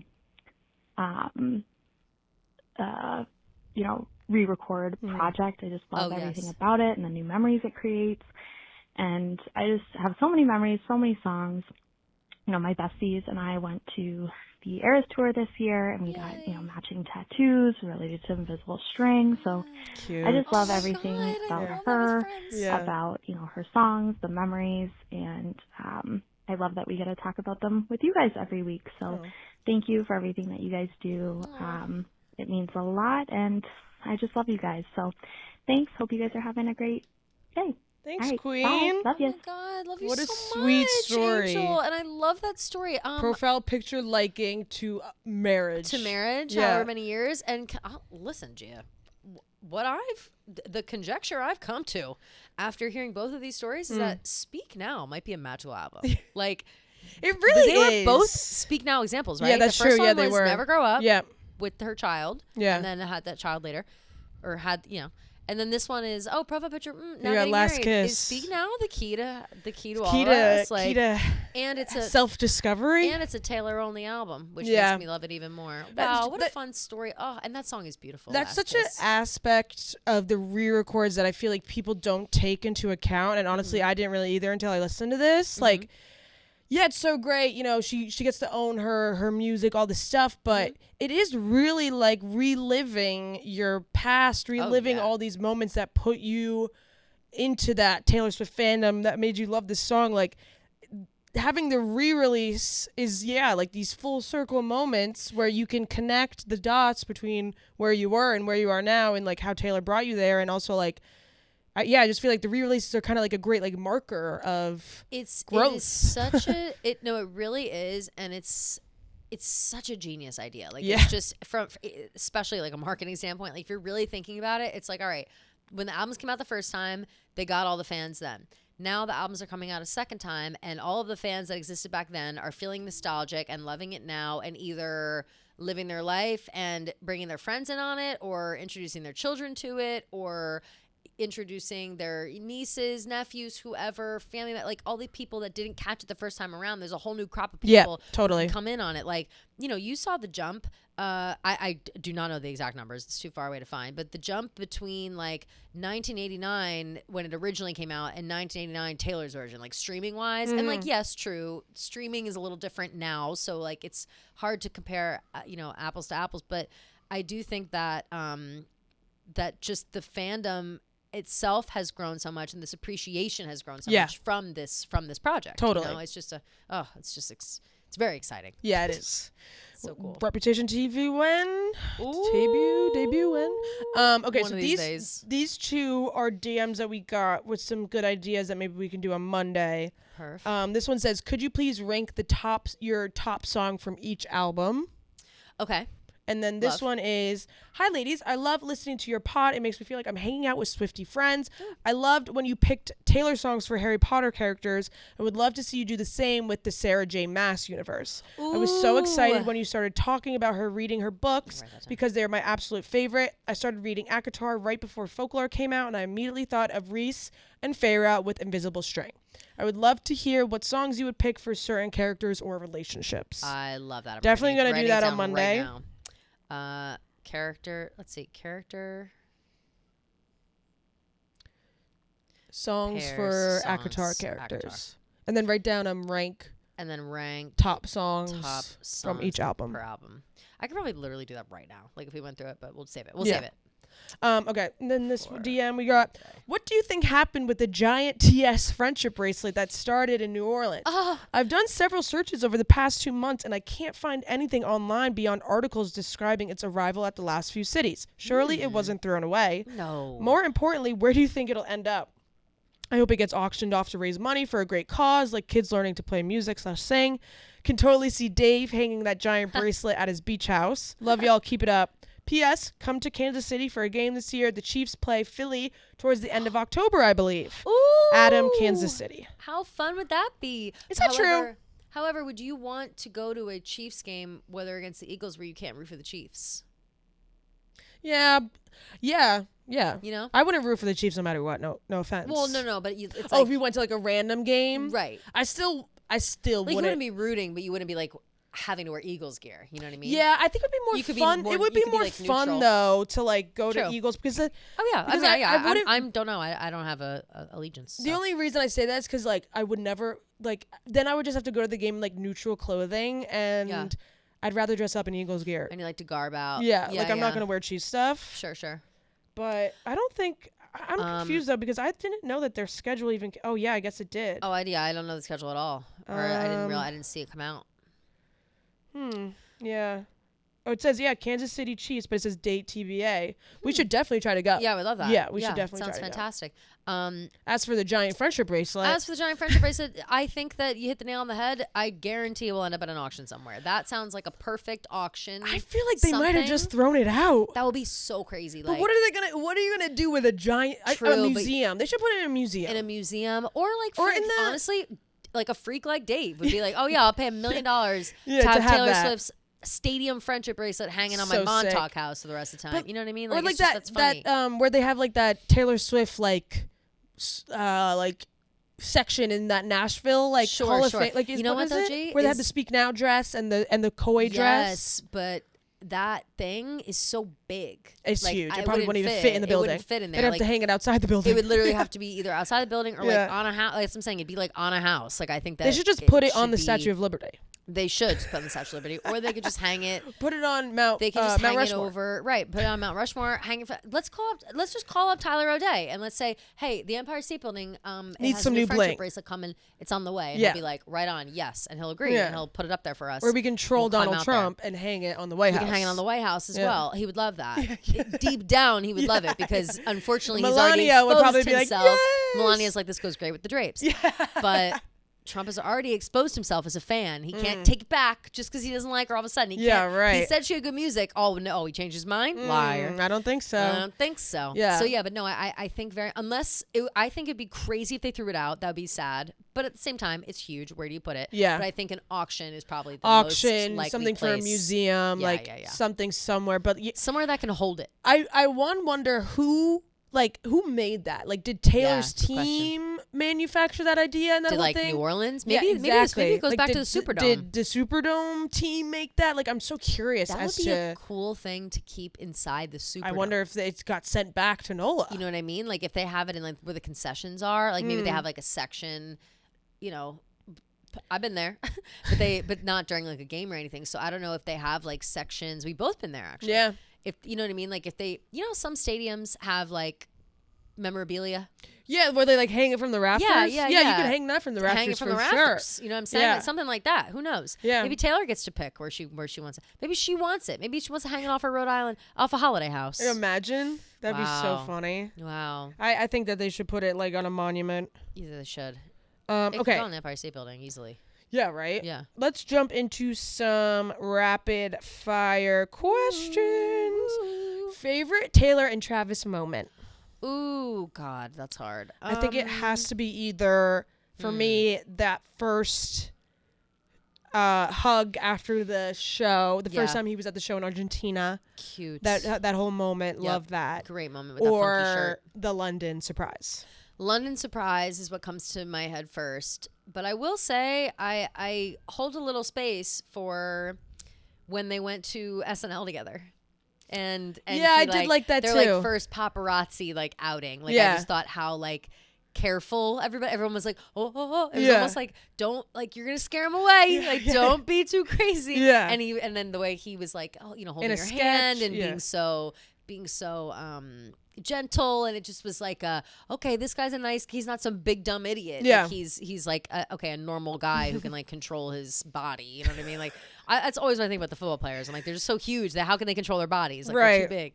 And he just seemed like a nice guy, nice normal guy in that moment. And I also liked how they kind of did their own little parts of it too, which was cute. Yeah. Okay.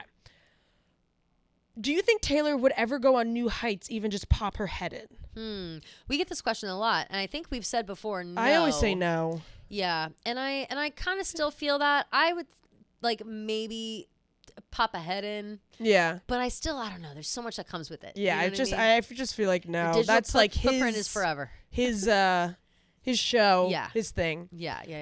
If you could get a Taylor tattoo, what would it be of? I have a million like in my head. Like every time I hear a new lyric, I'm like, wow, tattoo. Yeah. Like, who knows? It would be the lakes related for me. Like it'd be something lakes related. I don't know what though. There's this girl. I wish I could remember her name. I follow her on TikTok. Well, first off, I have this Cherry disco ball, which is like a mix between Harry Styles, Cherry, and then Taylor mirror ball. Yep. So that's like I would say my only one that's like Taylor related. Mm-hmm. But yeah, this girl, I'll try to find what her name is. I'll post on my story. But she reached out to me and she was like, "Oh, I'll like mock you up a bunch." Oh yeah, I remember. Based off like different songs. I remember yeah, this. and she made this one of like a sinking ship, and like battleships from My Tears Ricochet, and I have been like that's been one that's like on my list for so long.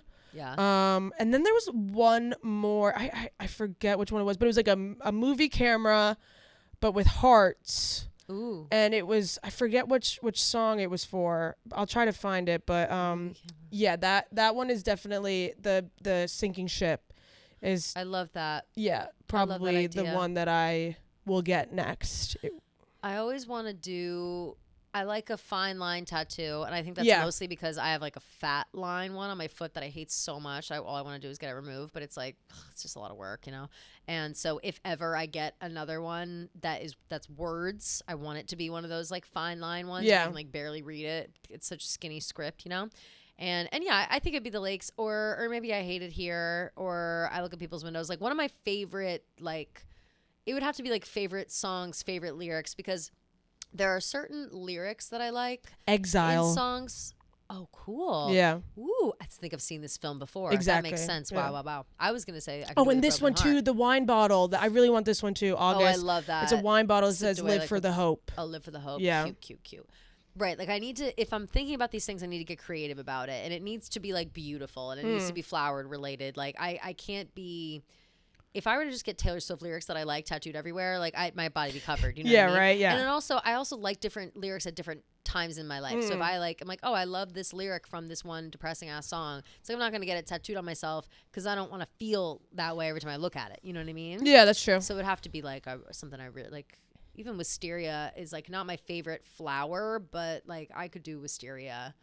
Not before cherry blossoms though. I wish Taylor Swift would come out with a song called Cherry Blossoms. Like just like Casey Musgraves did. The cherry blossoms have been blooming on my island on Animal Crossing. Oh my God, it's almost time. Yep. Well, it's peak bloom in DC, all you lucky bitches. Honestly, PSA, if you have cherry blossoms in your area, around you, by you, in your yard, you pass by them at work, whatever, and they're blooming or they're about to bloom, please send me photos. Like, just send me pictures. I don't even care. Like, you don't even have to tag me. Like, just send me a photo. Like, I die for the cherry blossoms. I like to check the progress up the country, and as I know from right now, DC is peak bloom. So, or was maybe just last week. Did you see Obama taking a walk? Yeah, I saw that. He photoshopped that like baby's picture. That was so cute. Or photo bomb, should I say? Yeah. It was so cute. I like die for that. But that's the kind of shit. Like I just want to see everybody enjoying the blossoms. Yeah. Totally separate. Okay. Someone said, "Are you girls okay after that last ep?" No, the show's canceled. That's it. I blocked her number. Yep. I called HR. I called Dave. I said, Dave, enough with this amateur "Get this fucking bitch out of here." Okay. Pick 3 Taylor Swift songs for the rest of your life. 1 for the car, 1 for the plane, and 1 for working out. Albums? Songs. Ooh, car, plane, working out. Car? Damn. Is hard because it really hard. Depends on what mood I am in the car. I'm usually the same mood always in the plane, like introspective, like thinking like what is my life. Same. The car, like I could be like it could be windows down, vibes up. The car could be like we could be coming back from a party and we all want to kill ourselves. For sure. We could be going to the beach. Yeah. We could be. I'm gonna assume we could be on a road trip. Let's assume it's a windows down type of day. Windows down day. Okay. Mine. It's Sparks Fly for the car. Great one. You're on your own, kid, for the plane. Love it. Or I Hate It Here. Mm-hmm. For working out, I Did Something Bad. Love that. For sure. Love that. car, windows down. I'm gonna go. There's a lot of options. There's a million options. Millions. Change my mind in real time.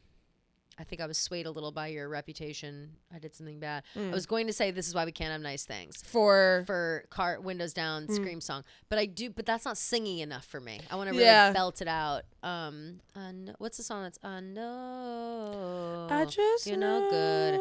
Haunted. Haunted. Yeah, I want Haunted for the car. Okay. I don't care if it's a good day or not. No, I want to still sing goes Haunted. hard. Yeah, I want to sing Haunted, and then let's see. That's for the car. For the plane.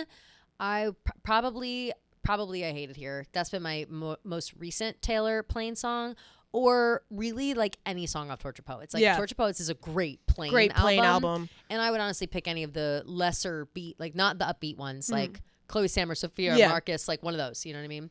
And then Working Out.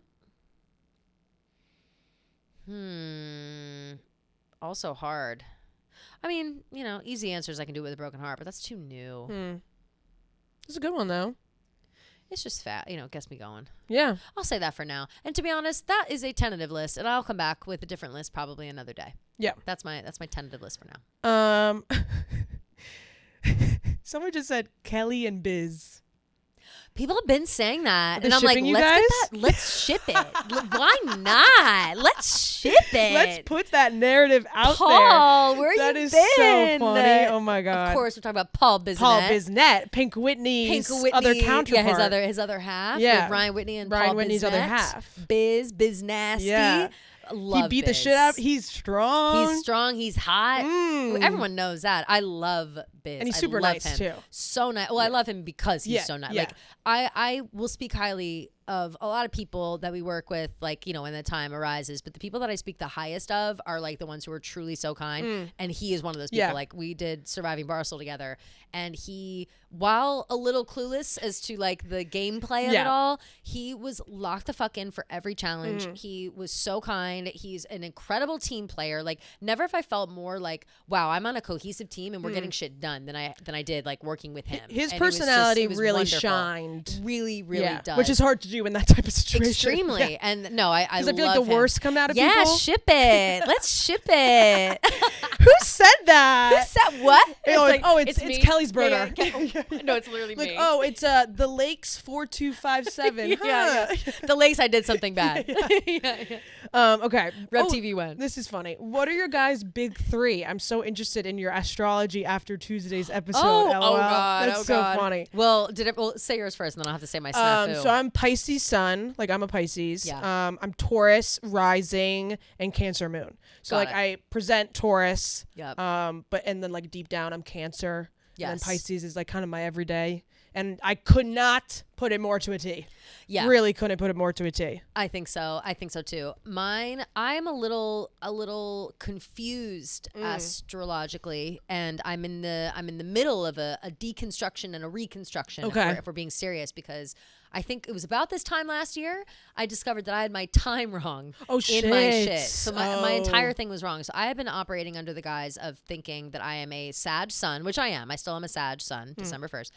I thought I was a Gemini moon and a Virgo rising. And it kind of made sense for like how I was acting. And I kind of was like, damn, do I have like that dark side in me? Like that Gemini, like whatever. Turns out all wrong. I am a Sagittarius sun, a Taurus moon, and an Aquarius rising. Okay. So, which also I can't really tell if that makes a lot of sense either. Like, the Taurus does make sense, but I'm embracing it as my moon. Sagittarius makes the most sense, obviously. That's duh, no shit. But Aquarius, yeah, I don't know if that, like, my dad's an Aquarius, so my brother's an Aquarius. Yeah, so but I also don't necessarily think it fits in so well. But it's I would maybe never how it's how you are perceived also could be like how you want to be perceived. Right. And maybe I want people to think I'm like chill, right? Know, which is true, which I'm not. So it's kind of a bad front. But yeah, like, I think there are moments though when I'm chill when other people aren't, or like I seem chill when others aren't. I think that's the same way with me and Taurus. Like I want people to think that I'm like got this tough exterior. Yeah, but I'm actually very sensitive. Maybe like I'm tough. So I'm tough I'm tough for real. Yeah, you're a tough bitch. I'm a tough moon. But it's like, too tough sometimes. That's okay. It depends on the day. Soften up a little bit. Yeah, we'll see. No, that's why I take the never. Xanax when I get home. Yeah. I'm like racing to get home so I can chill. Okay, let's do one more. Wait, I'm just gonna read this out loud because I want proof that somebody said this. I want to know more about you guys. Can we do a Kelly and Gia Q&A pod? Wow. Twist my arm. Again, that's huge. Gia just submitted that at the last second. Oh, Cowboy Like Me 725 just submitted that question. Huh, interesting. Wow, cute username. Yeah. Love that one. Okay, last one. Where did it go? Wait, you know what is so crazy? Did you before say the Lakes like 1414? I said Lakes 427, I think. 427. Okay, Oh. okay. Why? Because 14 is my Is your favorite number? Yeah. Yeah. And I was like, wait a minute. Like that. Okay, sorry. I was like, we're too in sync today. Okay, last question. Okay. Since Loverfest didn't happen, which Tay album would be your dream album fest? I already know. Midnights. I was going to say the same exact thing, How Kelly. fun would that be? The aesthetic of it and just like Catch all me in a the star. different performances. No, literally catch me in a me in a half cloud. crescent moon, Yeah. floating in the air. Yep.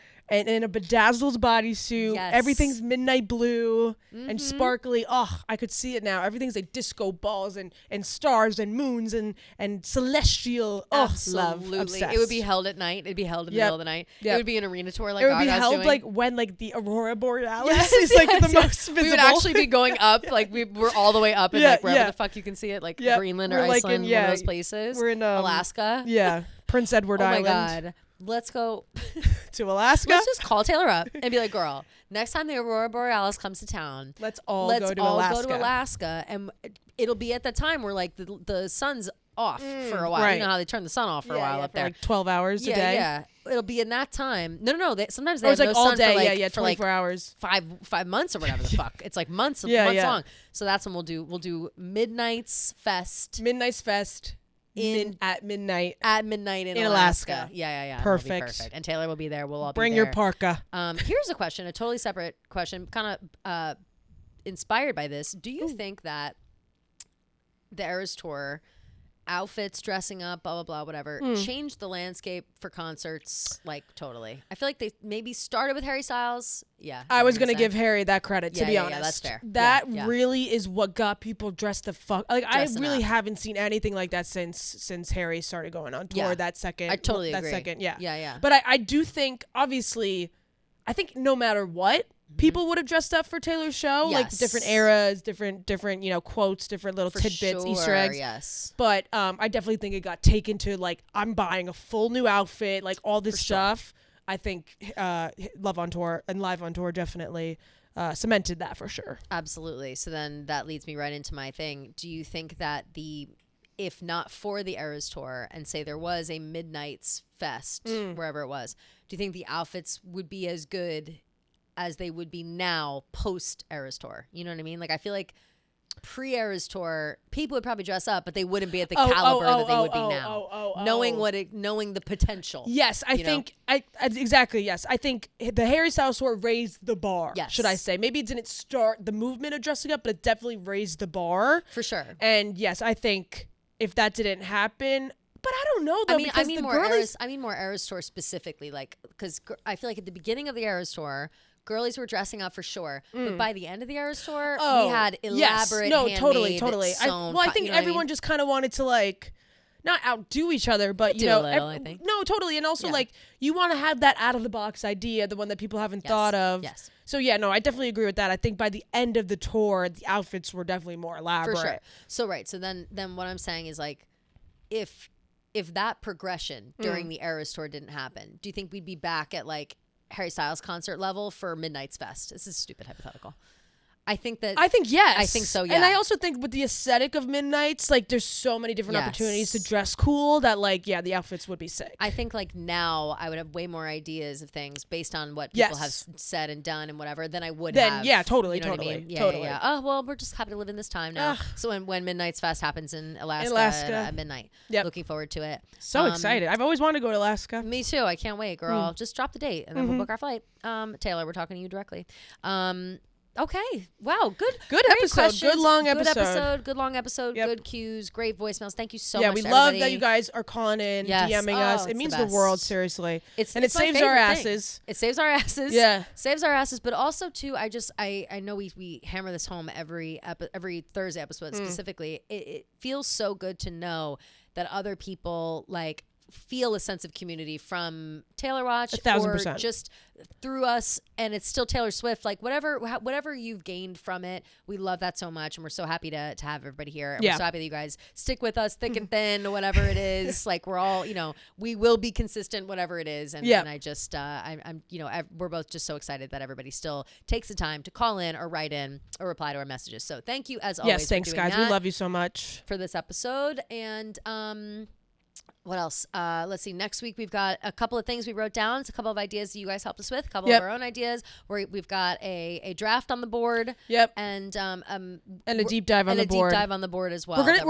We decided we really want to save the deep dive for like when there's really nothing going on. Yeah.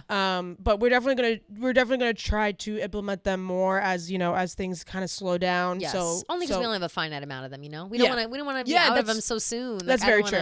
Once they're over, they're over. It's like we'll definitely be getting back on that soon. For sure. So looking forward to that. And you also, guys look forward to that. We just got a very reassuring email. Really? About our possible little event or thing, our little partay. So our potential keep party? your eyes peeled. We just got a my thing's not loading. Pink Whitney loves it. So we'll see. Yes. Huge. We shall see, which is very exciting. So keep your eyes peeled for that, because those dates will probably be sometime in May. Yes. Either be in New York or Jersey. So we'll see how that all plays out, which is super exciting. So excited to see you guys in real life, in person, and party. And I am so excited. Cry to Taylor Swift together and take shots and freaking get wasted and we're gonna dance. Listen we're gonna sing. Go You're crazy. Not sorry and scream. Oh God, I'm so excited. So you show up, get ready, wear your waterproof mascara. You never know what the weather will bring. Yes. It might bring tears. It might bring laughter. It might bring happiness, sadness, whatever it is. We will be there for you as always, or all of the above. Thank you as always for calling in, writing in, following us on everything, commenting, anything that you do to that involves yourself in the show. We appreciate it. And we will see you next week. Love you guys.